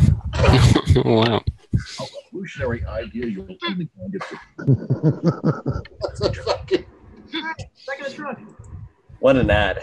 That's an ad. That's crazy. They got a whole bunch of those trunk monkey commercials, but and you used to do every year at the Super Bowl. They'd do a new trunk monkey commercial. See, there was there's a whole bunch of them. There's one with him. There's one with him with a cop, where the cop's giving the guy a ticket, and you see the monkey's like smiling at the cop, and then all of a sudden the monkey's holding up a handful of money. It's just it's funny. So it's just the trunk monkeys. But whenever you said something about monkeys or something, it just popped in my head. Oh, hey, I got a quick question. Do you guys follow Holly Zilliger? Yes. Ziller? Yeah, she's moving up quick and she's doing it right. I just don't know about her buddy Tony, who runs the Green Party News Network. Green News Network. Have you seen it? It's kind of strange. No, I haven't seen him. Well, anyway, look at his choice of videos when you get a chance of the same, and then tell me what you think, because he seems a little, I don't know. That's all I have to say about that.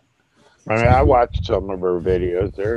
They seem pretty good. No, I like her. I'm I haven't seen the other dude. I haven't seen this other dude. Yeah, before. People have had problems with what he's posting on the Green News Network because they seem a little too libertarianish. That's what people are saying.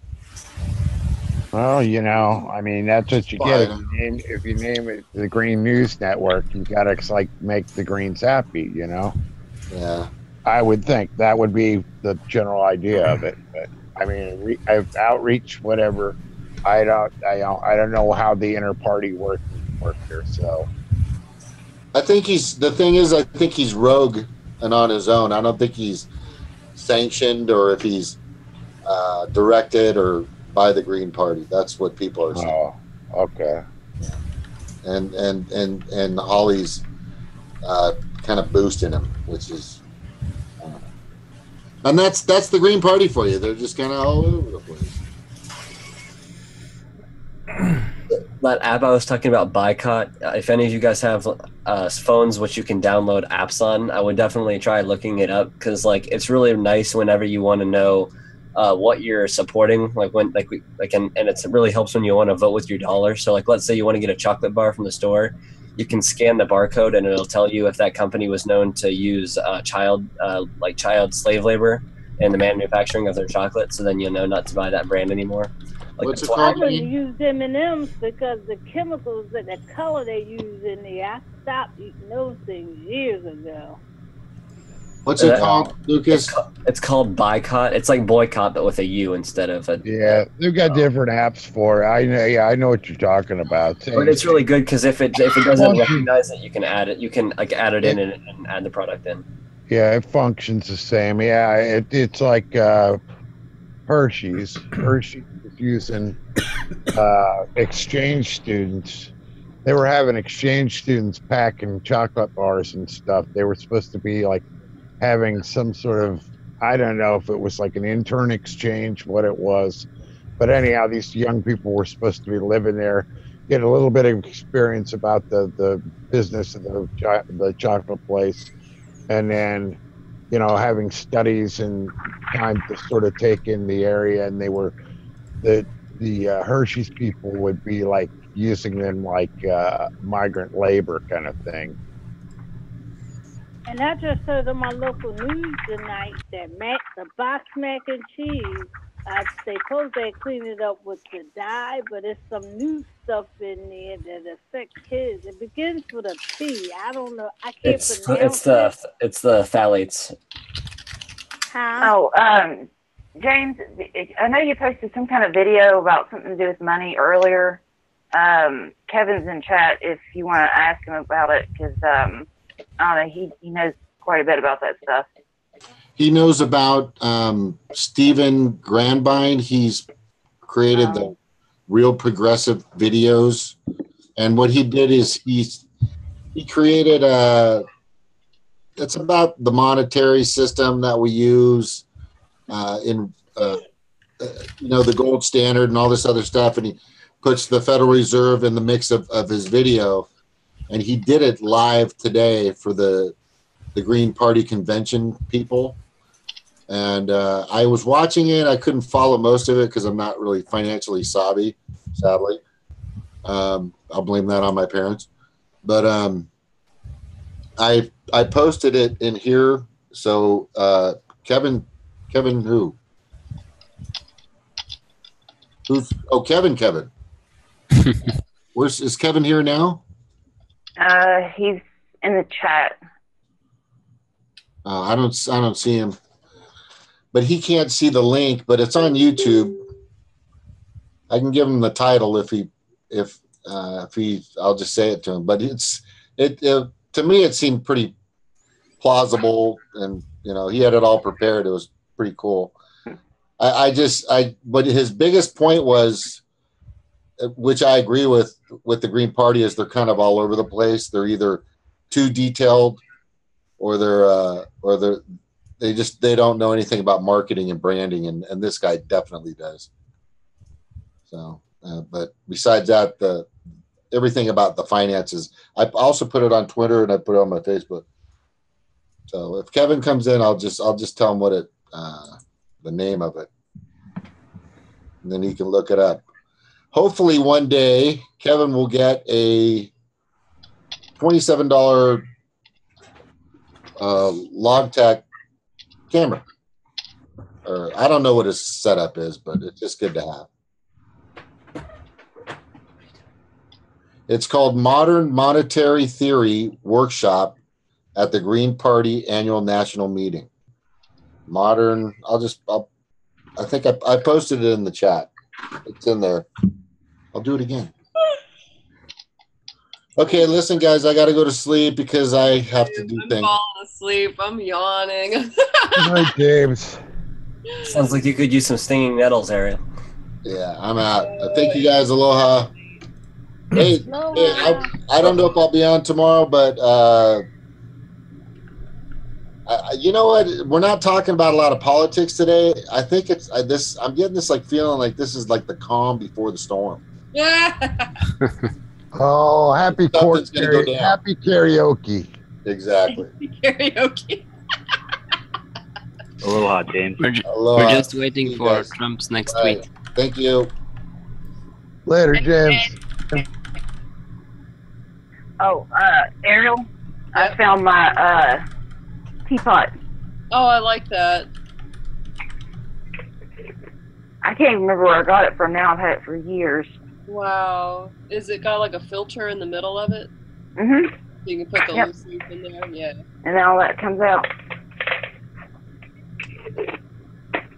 I heard some news snippet that like England, they're going downhill as far as people drinking tea. Looks like the younger generation aren't going for it.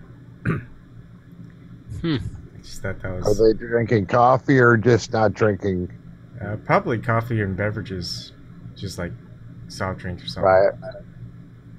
Oh, I was just wondering whether they had made like Starbucks overtook the tea industry, and because I mean the way Starbucks operates, they saturate an area so heavy that I can see where they could destroy, if they chose to, they could come in and destroy the London tea house market almost. You know what I mean?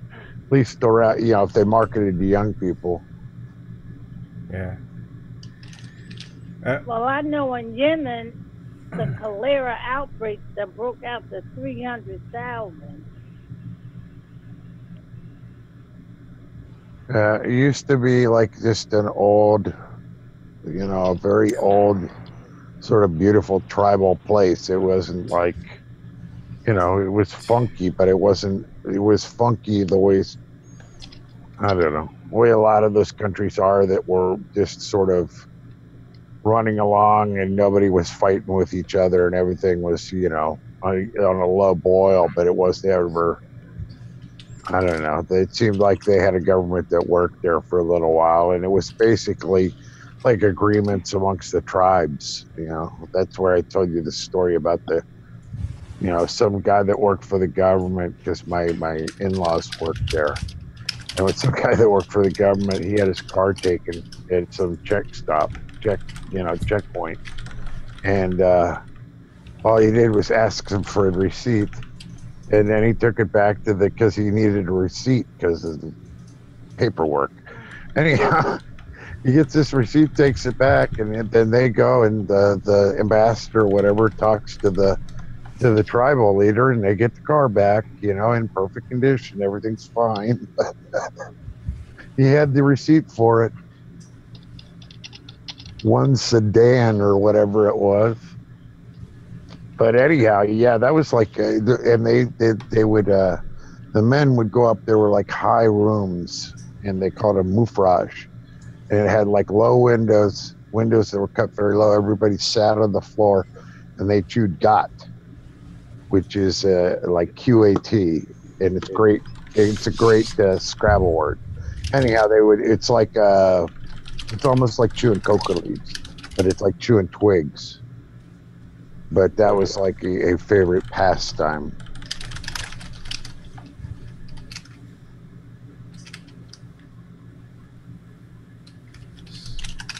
Anyhow, it's just it was one of these throwback countries, but it was never like it is now. I mean, you know, if they needed modern medicine, they could get modern medicine. You know what I mean? You know, it's horrible what's happening.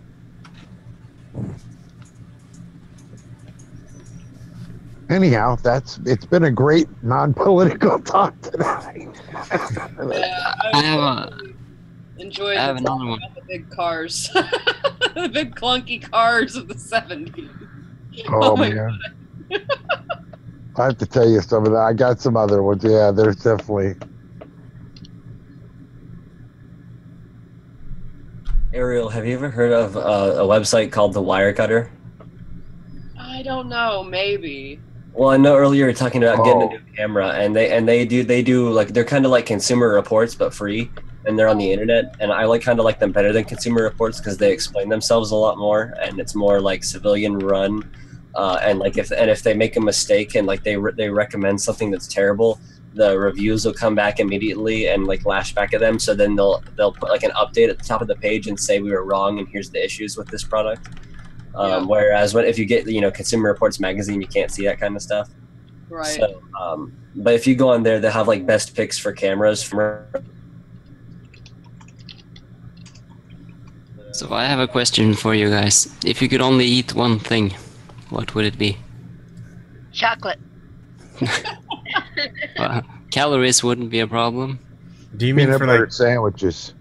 Well, you can only eat so much before you feel full. So is it for survival or just till you're gonna die no matter what? So you just eat one. No, for survival.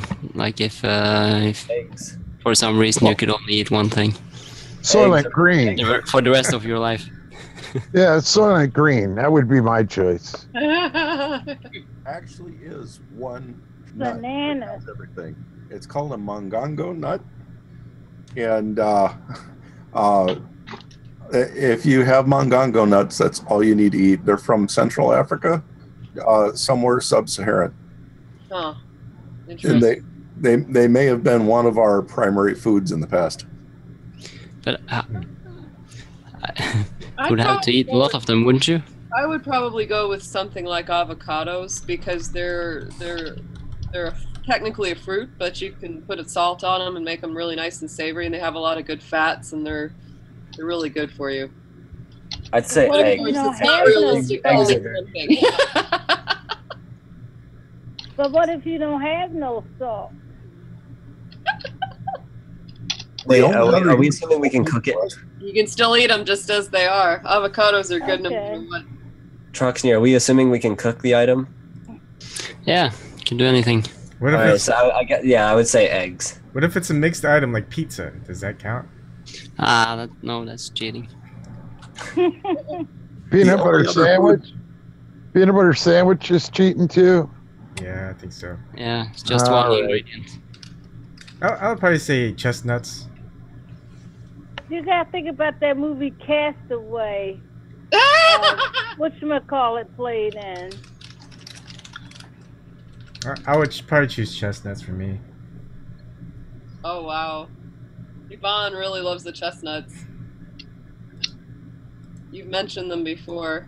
Yeah. You have to make sure you got all the weevils out of them. That or you just eat the weevils. I love baked chestnuts. Extra protein with them weevils. Well, if you get them while they're small enough, you won't even know they're there. Well, if there's a big one, if there's a big weevil and a small weevil, which one do you choose? The boll weevil. Well, it depends on how hungry you are. You choose the lesser of two weevils. That was from a movie. What's worse than finding a worm in your apple? Finding half a worm?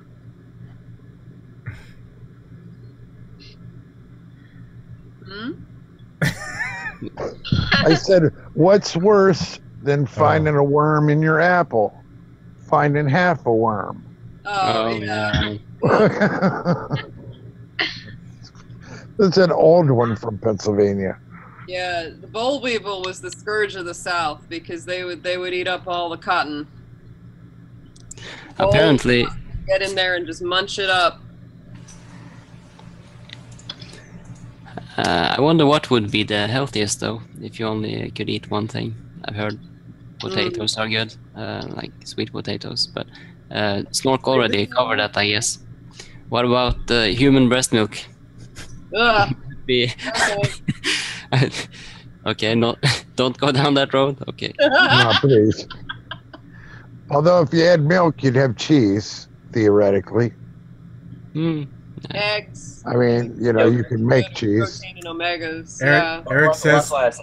Eric says sunflower kernels. He's crazy about those sunflowers.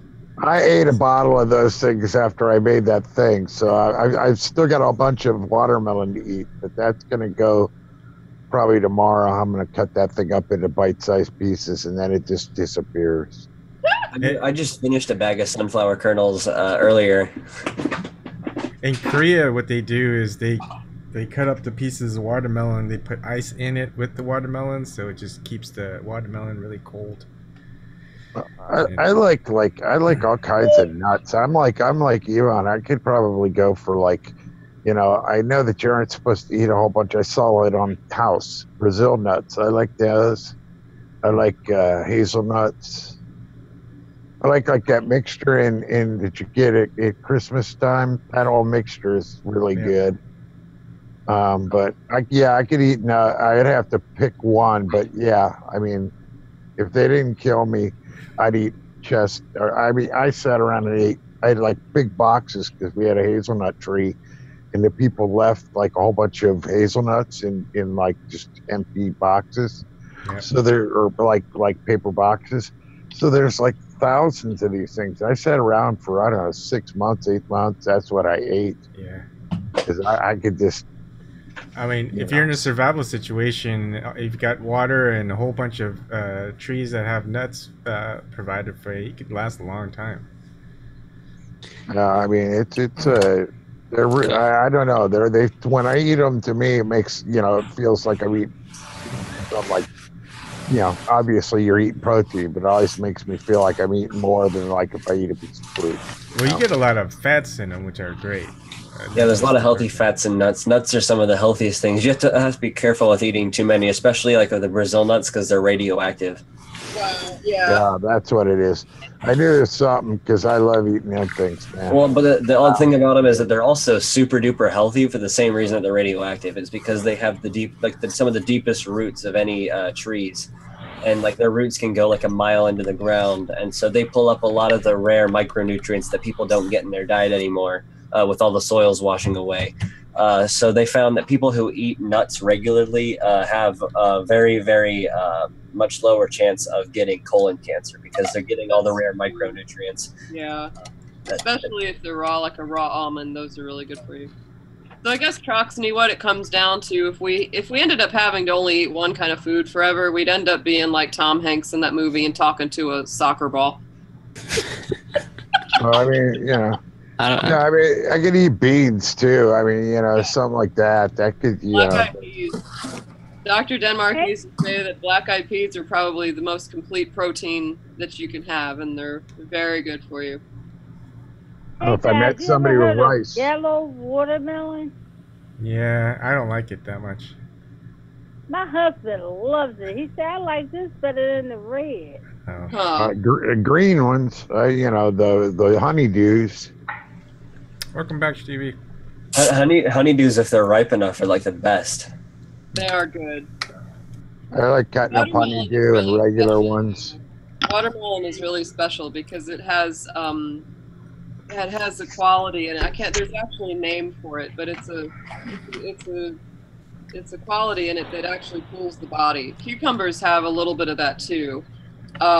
But there really is a thing to eating watermelon in the summer. And if I ever have like a really dry kind of sore throat, like my Chinese doctor, she does traditional Chinese medicine, will always tell me to eat watermelon because it's so cooling and hydrating, and it really, really helps. It's so good. It really is. So every time I eat it, I start belching. It's also very rich in glucosamine, and that's extremely good for cleansing the body. Whenever I do a body cleanse or a colon cleanse, that's one. I eat a lot of watermelon, a lot of avocados, walnuts. There's a lot of different foods that are really pure and just very good for you. Oh, trail mix. Cooler, cold watermelon slices on lunchtime, man. That's the way to like rehydrate. I loved eating that. Yeah. My astrology teacher, she used to make a lemonade with watermelon juice, and she would like almost puree the watermelon into it. Good Lord, that stuff was incredible. Oh my word. That's how I made that watermelon bread. Uh-huh. I just put it in a food processor and did like, a third of a watermelon. It's incredible. It gave a nice flavor to the bread. I usually put like a teaspoon or a tablespoon of sugar in, and I put 2 tablespoons into this. Yeah. So I didn't even like over sugar it or anything, but it had a nice sweet flavor. Yeah. Yep. And the watermelon did come through the butter because there was a ton of butter in it too, because Stevie made butter. So any bread is good if you put enough butter in it. That's true.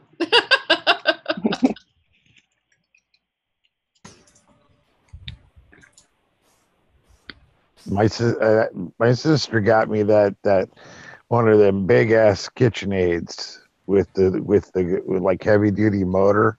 In fact, I had to open it up, put a new transmission in it because the one they gave was a plastic one originally, and it was a flaw. But I bought one new piece. It was aluminum or something, and put it over that and got new gears and put them in. But that thing, man, it will do dough like crazy. Oh yeah, the old KitchenAids are the best. Like that's what we have, an older one that's fully made of metal, and it works amazingly. If you were to buy like the same model that we have, like the older ones now, it goes into like $800, $900. Yep. They make everything out of plastic now. They used to make all the parts out of metal, and those things lasted forever. My mom had, one of those old food processors, and that thing probably lived for 35 years, no problem. That's the thing about this thing. Once I took out that one piece of plastic that was the only piece of plastic on the inside of it, because I took the cover off. The whole thing's made out of metal except for that one piece. Yep. And it was like it had to hold in all the gears and stuff, and the plastic case breaks when it would get under stress, and when you're making dough. Mm-hmm. That when you're running that dough hook, that thing uses a lot of power. Yep. But it also does, like I've got the grater for it. That's real nice. Yep. I've tried making spaghetti with it. I'm still trying to use it's like the cheap pasta maker. I want to get one of those roller ones and try that because I think I'd have better luck with it. Yeah. Have you ever tried making spaghetti squash broken? Yeah, I've made it before. I'm That's not my crazy favorite. about it. I like chestnut squash. My wife taught me to do it. You just cut them in half, put some butter in them, and bake them. And you put them on a pan, and maybe you put some thing of water in it in the oven with them. I can't remember if you do that or not. All I know is the way she does it, they turn out great. And like I've got to have those sometime in the fall. Yeah, my mom used to grow that because it really grew well there in Pennsylvania. What were those things? The yellow pumpkins or whatever they are, the like long ones. Like a gourd.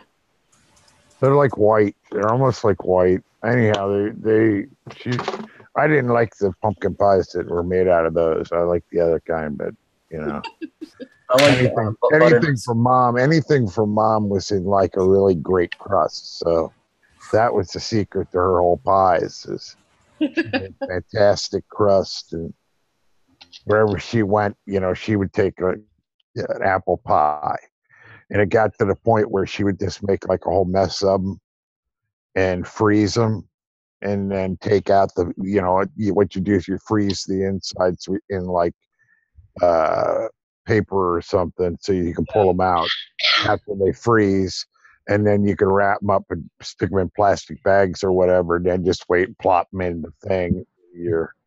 So she would make all kinds of pies, but she would have whole piles because as soon as somebody ate like one apple pie, everybody would want her to bring it next week or something.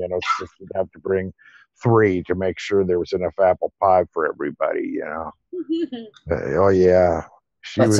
My favorite. Like my grandma, she grows sweet potatoes, butternut squash, and pumpkins. So in the fall, she makes pie out of the butternut squash, the pumpkin, and the sweet potatoes. And Wow, I bet that's amazing. Well, back when everybody was cool with you just going and getting candy from strangers at the door and stuff. My mom. Everything didn't have to be checked by a health inspector. My mom would make candied apples, and I mean she would make she'd make like 150 candied apples because everybody in town would come and get, because she used that. I actually have some upstairs because I've made them before, but it's you go to the pharmacy to get it. And it was it's cinnamon flavor. It's cinnamon, but it's like cinnamon and an alcohol base, and it's like stronger than hell.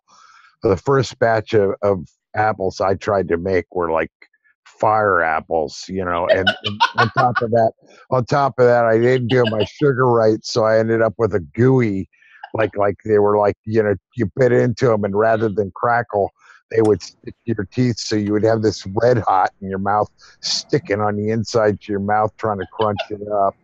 Yeah. Alcoholic apples. No wonder everybody was lining up. Oh no, but you only use this is great. Honest to God, you have to measure it with them itty bitty spoons. I found out because I used like half a teaspoon or something. I used a bunch of it, thinking no problem. That's how you do it. If you're going to make, like a dozen apples, it's got to be that much.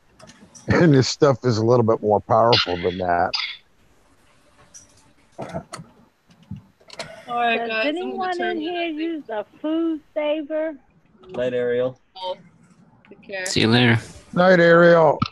Night, Ariel. I'll still be on the. Say goodnight, everybody. There I go. May dreams of watercress and stinging nettles be with you. Ah, thank you. Night, Ariel. Take care. Later, Goat Dragon. Oh yeah, Dragon Goat. I use a food saver. I'll go down to the store and buy stuff in bulk and then fill my freezer up. Do you have a chest freezer? I have a small chest freezer. Okay. That's the shit. If Ebon, that's the one, man, for you with game. Yeah. Oh man, that's the way to go because it instantly you can get them wrapped up for the freezer like nothing flat. Yeah, I already have a deep chest freezer, but it's filled mostly with frozen fish. And I have a dedicated small mini fridge for my worms, and I'm gonna be putting in mealworms in there too. So, Now, Canadian night crawlers. Sorry. I did read about fish that it's best to first freeze them with dry ice if you're catching your own, then move them to your freezer, and they come out even better when you take them back out again. Huh. That's from the Inuit. The Inuit have different names for different temperatures, and they learned how to tell them naturally. Okay. And they found out that the faster you freeze the fish, the better. And they actually have a word for when it's the right temperature to catch the best fish for them to keep all winter and still taste good. Yeah. Well, that was the whole bird's eye. That's the reason the bird's eye vegetables taste the best is because they use dry ice to freeze theirs faster, and instead of it being slow frozen, it's flash frozen, and so the ice crystals don't break up individual cells and take the flavor out. So what I do is I get a Ziploc bag. Sorry, I use Ziploc bags, but I fill it up with water and put the fish fillets in there, and then put in deep freezers so it freezes up encapsulated within the water instead of just dry freezing them. It seems to work. I'll try the dry ice method and see if there's a difference after I thaw it out. I know that we used to get it frozen in like the ice, like you're saying, Snark. When we go to Daytona, we'd have a big one of those chest freezer or coolers, and they would freeze the fish for us, freeze it and wrap it, and then we would get dry ice and cover it with dry ice and tape it closed, and that worked real well for the bringing the fish home. They would stay frozen like over the 2-day trip, and for whatever it's worth, yeah, they must have been frozen that way since I was a kid, because they must have used basically dry ice temperatures when they froze them, because it was like quick freeze place. What's funny is I read somewhere that the wild Alaska salmon that I caught, they're frozen instantly. They're not even gutted or anything yet, and then they ship them off to like China, and then factories in China they then thaw them out, then they gut them and fillet them or whatever they do, and they freeze them up again, and then they ship it to sell. I don't know. I know people worked on them boats, so they did that. I don't know. Hold on, just putting some stuff in my eye. Well, Japan has these huge fish factories that are on ships. Some of the Pacific Islanders, to get by, they sell their fishing rates for like 4,000 miles in a radius around their island. And they can go out and in just several weeks clear out all the fish for 4,000 miles. Yeah, because they have those giant trawlers. The fishing ships, boats, where they would work on the factory boat, the canning boat. And the canning boat, I mean, for all that's worth, it wasn't any less dangerous. They were always killing people at the cannery place on the boat. I don't know how that works, but they were doing it. I mean, one thing is I know it wasn't, you work with ultra sharp knives, cutting fish all day and stuff, cutting and cutting fish. So, and, like they would freeze them right away. And like you're saying, or they would even can stuff, because the Dungeness, I'm sure they do like the Dungeness that way. They actually got factory boats out there to do that. They don't even bring them in. I don't know how, like I say, I don't know how it works. I just know guys would go out and do they would earn like half of a year's pay or a year's pay doing those fishing boats, but it was like it could get hairy. Yeah, I mean that's why I don't like. I fish for my own fish and seafood. I don't like buying anything from the market, especially farm stuff too. I don't like that. So. Yeah, farm fish is pretty bad unless you know if you're what source you're getting it from and if they do it sustainably. Yeah, the hatcheries here in Massachusetts are pretty good, which I like. You can also visit them at any time and just get a tour and feed the fish too. If I could find a place that was worth drowning worms in, if I knew that, I'm always okay if I don't catch anything, as long as I know there's fish in there. As long as I know if there are other people catching fish, I feel like, okay, no problem. I'll sit here and just drown worms all day and I'm like peaceful, but it's real hard. I got to figure out a comfy position with my pole and everything. And then if I catch a fish, then all the jumping around, it usually jerks me around a little bit too much, but still I'd like to go out again. That's fun. Yeah. And if take your dog fishing, it's funny because my dog wants to attack the fish, so I had to pull him back. It's pretty fun. Oh yeah, Mojo's like no dog to be taken anywhere where there's like people or cats or other dogs, or he's got an attitude like he and the cat don't like each other. He doesn't like anything. He wouldn't like fish. I know that. He would be all over that thing because it just would be invading his territory. He's like gets scared, I think. Yeah, I think my dog would just be there to kill it from it like moving around, but he probably wouldn't like the taste of it raw because I've presented to him like the fish when I bring it home. He doesn't care for it until I cook it. Yeah, you shouldn't give him raw fish. Anyhow, it ain't good for dogs. Yeah, guts can't handle it. I just show it to him just see how he reacts. He won't bite it. He won't lick it. But if it's in the water, he'll want to chase into the water to get it. So it's weird. I'd buy like the dog salmon, which are the cheapest salmon around here, and they call them dog salmon because that's what they fed dogs. Oh. But I'm not that much of a salmon snob about it, But they were always cheap. Yeah. And we could get we'd buy a whole one. And then I'd take the head and the spine, and I'd just throw that in with the chickens, and they'd clean that thing right off. Yeah, I make trout jerky for my dogs when I catch a lot of trout. Like if I go there and I just within an hour I catch my limit and then bring it back, I just start making some dog treats. They're pretty good. It stinks up really bad, but it's pretty good for them. And if I salt it up and then I put it over the stove to warm it up, it's also not bad. Cat food smells really good. Have you eaten it? No, no, I haven't eaten it. They say if you're in like an apocalypse situation, stock up on cat food. Oh, not dog food? Not dog food. Well, I could eat tuna for all that. In fact, if I'm stocking up on some, I can stack up on tuna, can't I, guys? I think so, TV8. What is the canned fish that Norwegians eat? Like Suringer or something? Oh no, it's Swedish. Yeah, I wouldn't take credit for that either. We call it surfisk, I think.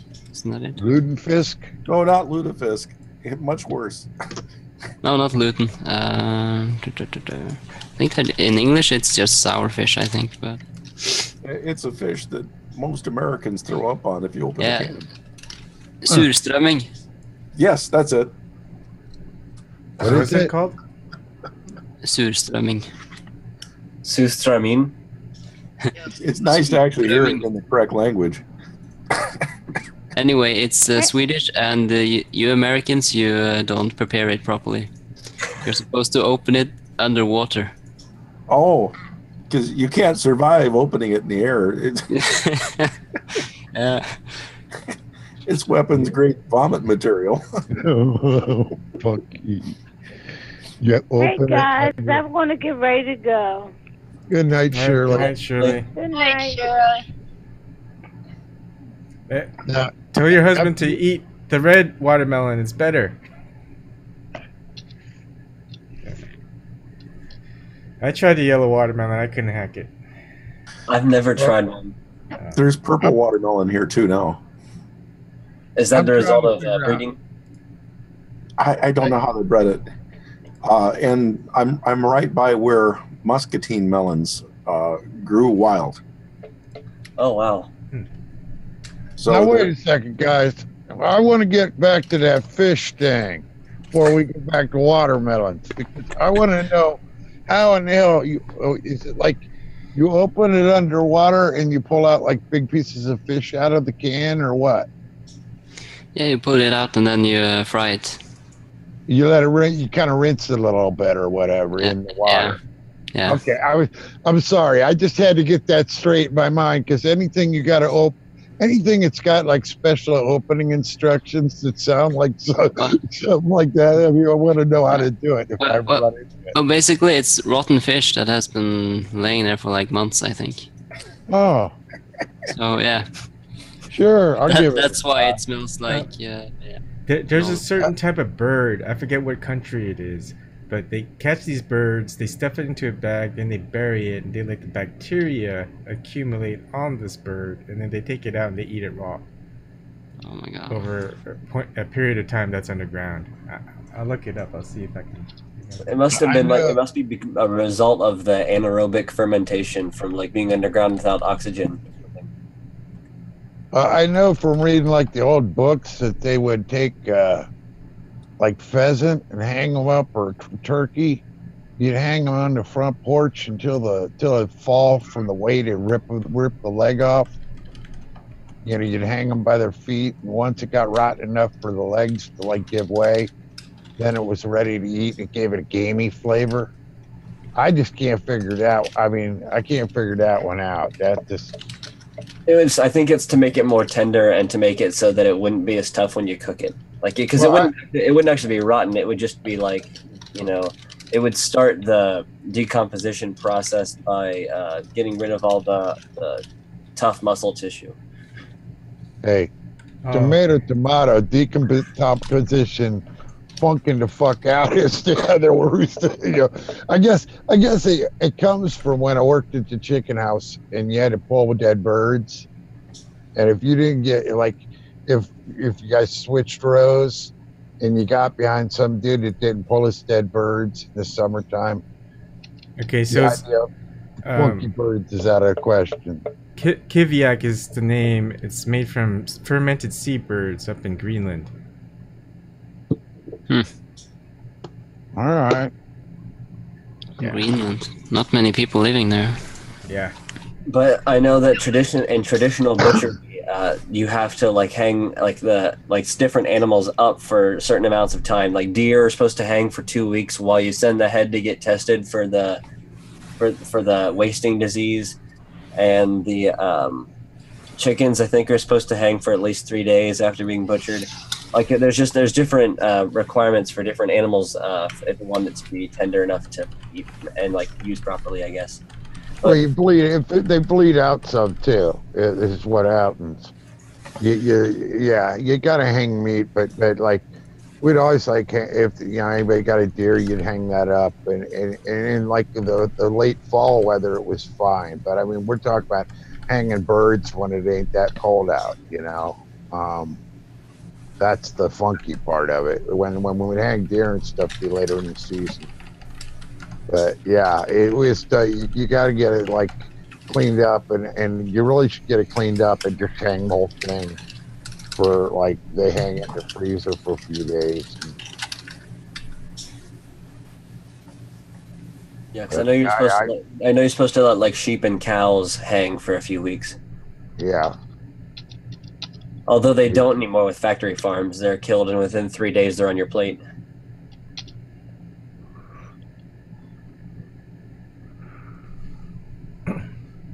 Oh, Dominic, did you go on that trip, your boating trip yet?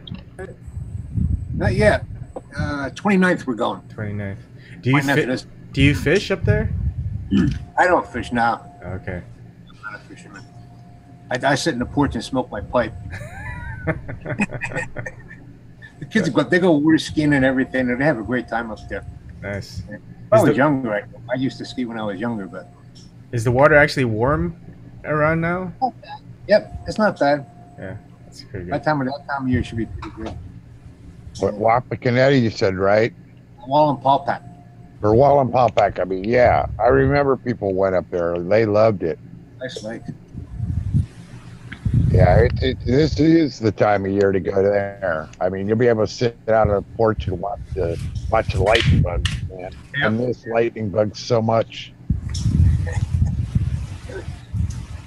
Snork, you said you've been to South America, right?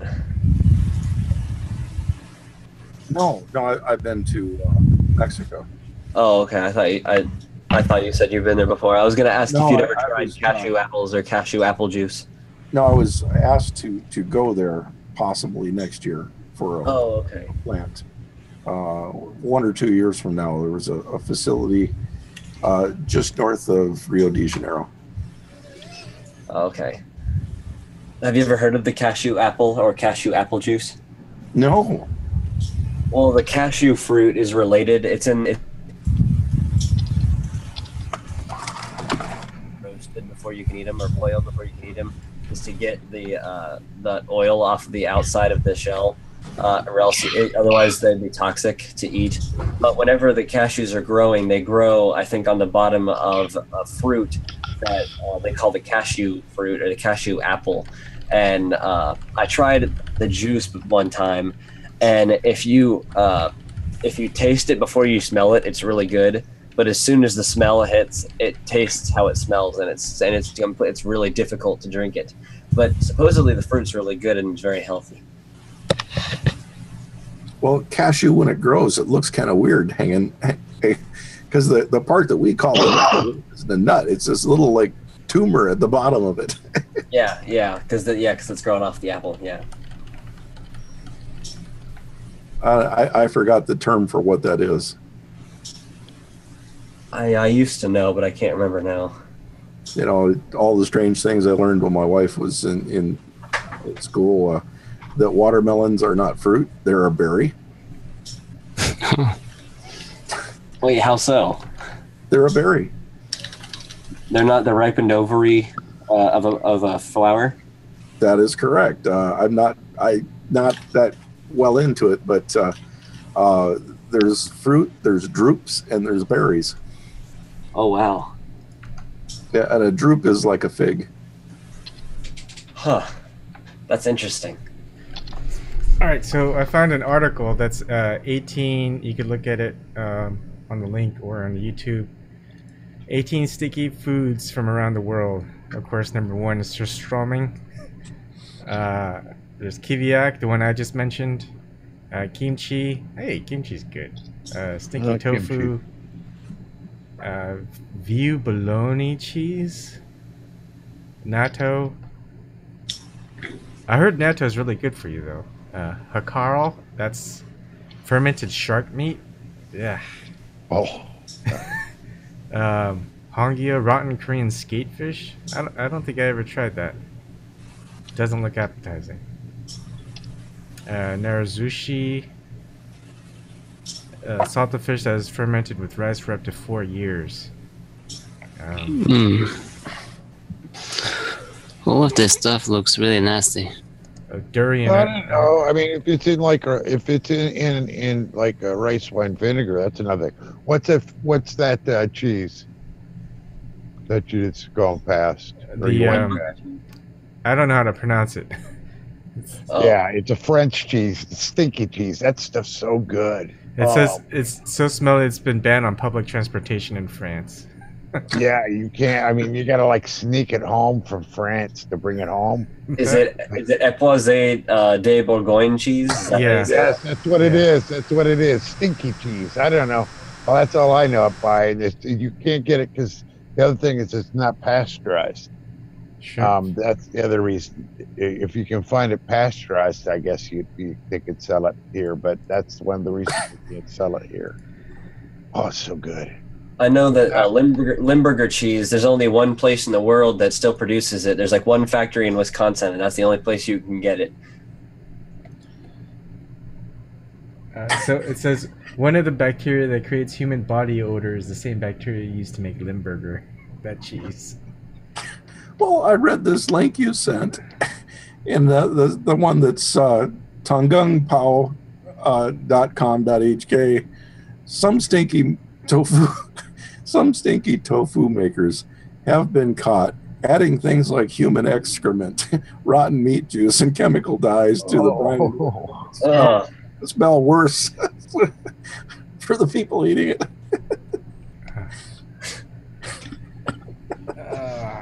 How did we get to this topic? You. Wasn't me. Mister, I got a link to the stinkiest food. Son of a... My brother, he worked at this place in Florida. It was Punta Gorda, Florida. It was a retirement home. And he said this old man that lived there, he was such an old, nice old guy. You know, he'd always stop him in the middle of the morning on a hot morning, and he'd give him a beer. But when he gave him a beer, he'd want to fix it. He kept on saying, man, I got to fix you one of my sandwiches. He'd make you sandwiches with Limburger cheese and onion. And my brother couldn't stand the smell of Limburger cheese. Neither could his partner. So they like put him off for like 1,000 times. This old dude was just real nice to him and everything. And finally they had to break down and go in the house and have these sandwiches and smile at the old guys and say, oh, yeah, this is very good, Mr. Whatever his name was. Yeah, that was like that. All the goof off jobs my brother ever had, that was a pretty good one.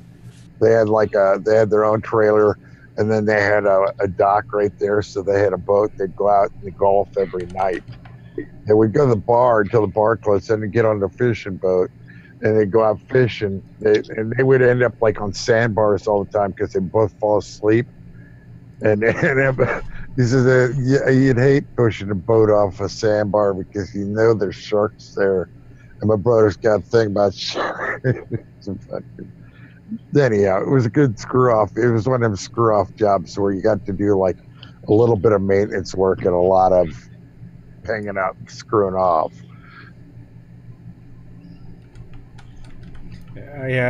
So in the article, I must have skipped it. Dominic says there, quote, durian's texture is milky custard-like and its smell is distinctly recognizable.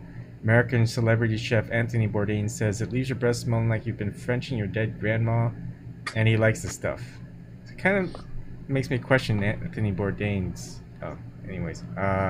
Another famous food critic, Richard Sterling, described it as pig shit, turpentine, and onions garnished with a gym sock. What is this? Durian. It's a Asian fruit. Oh, okay. Oh, I go to the Asian food store. They got some funky looking things in there. I never know what the hell I'm looking at. I mean, because there's like fruit in there that looks like something, and there's something that looks like a vegetable, but I'm not sure.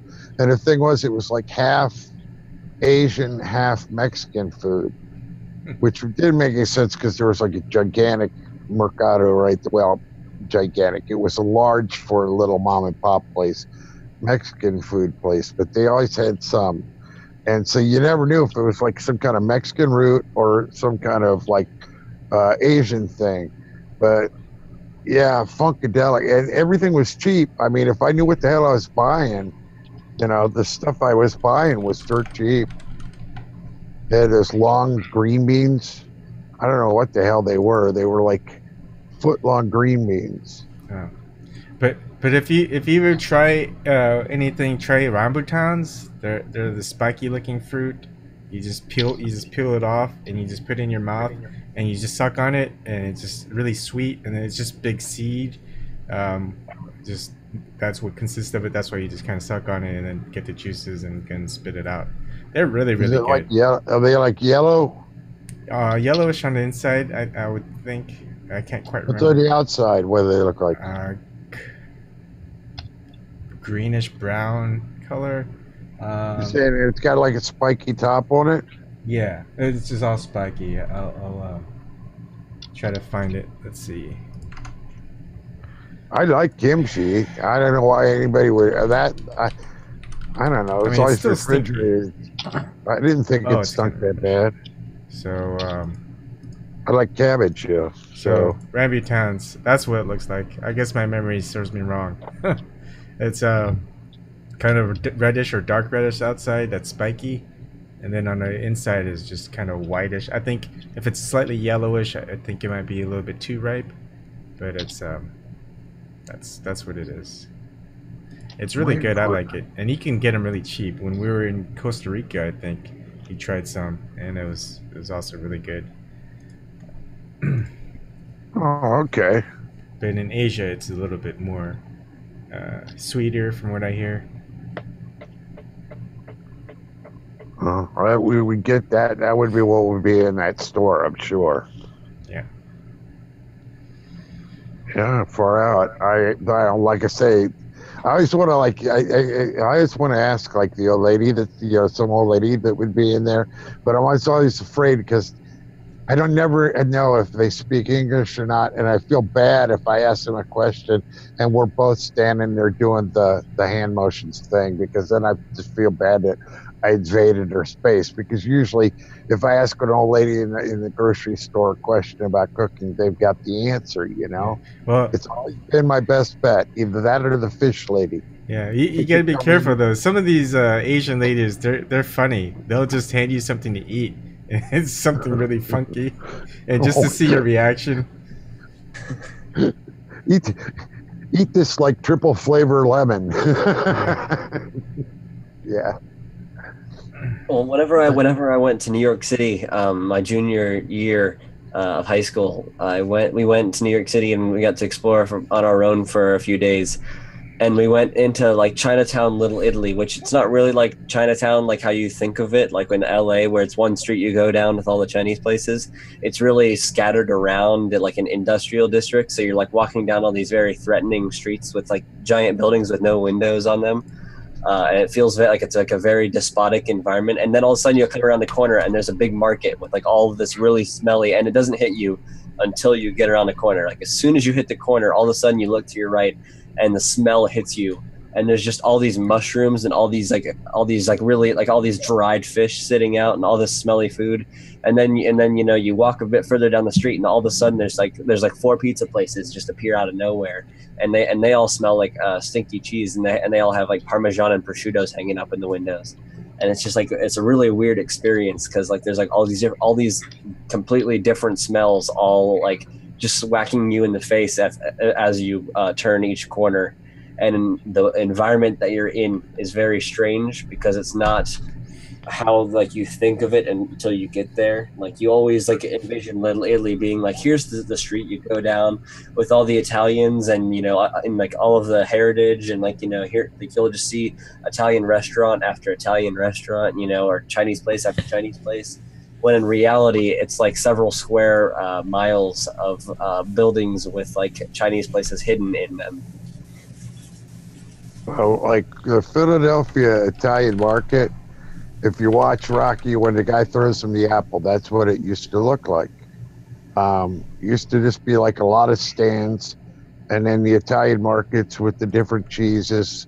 They always had a butcher there with like a whole lamb or something hanging in the window. There was always like, really funky animals hanging in the window of that place. But yeah, I always liked going down there.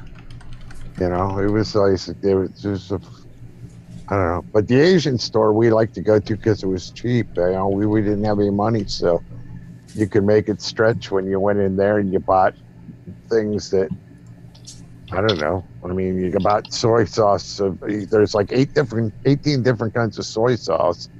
And if you just buy the different kinds of soy sauce, you suddenly have these bottles of different flavors that you can throw on all the regular food that the rice and beans or whatever, the stir fry or whatever we were eating, But I always liked that place, man. That was the... Well, I think that whenever we went to Toronto, I went to Toronto junior year with my choir as well, and whenever we went there, we went, or actually it was after junior year, but we went to St. Lawrence Market, and it was like crazy awesome, like how much variety was in there, and like all these like things that you never like would see in like a place where I live. Like there was like all these like butcher kiosks where they had like all these exotic, I guess it's not really that exotic because they're normal farm animals, but like they had the more rare cuts and like off cuts that people don't generally ask for, because like in a big city like Toronto, there's going to be more open-minded people, and like there's a lot of people that require food, so they were selling everything there, and it was just crazy the amount of variety of like what different cuts you could get and the different meats you could get there. And it's like where I live, it's like you have your choice of either chicken, pork, beef, or turkey, and that's it. You can't get anything else unless you go out and hunt it yourself. Well, if I knew my ocean fish better, I would have bought fish there at the Asian market. But they just got whole frozen fish there, and who the hell knows what they are? If you don't know what you're eating or how to prepare it, it could really be sort of a total waste. Rather than be cheap, it could be a total waste of money. So it was always and if they weren't there, but they were always so busy, you couldn't like ask somebody there, because the people that spoke English were the ones that worked on the register, and the other ones, they did the other work, but you never ask any questions because nobody had any answers. But they had good kimchi. That was the good place to get great kimchi. All right, guys, I think we're gonna end it for the night. We almost reached 4 hours. Already. Go ahead. All right. Well, Saturday night we'll talk food again. Oh, we're ready for that already? No, we'll just talk about food. We got enough people like food here. I think we can talk about food all night, or at least have food as a topic during the night, because that sparks everybody. We can swap recipes. Hey, whatever, man. I'm open for it. I can give you out of the old noodle. I can give you pizza. All right. All right. Good night, everybody. Good night, guys. Good night. Good night. Good night.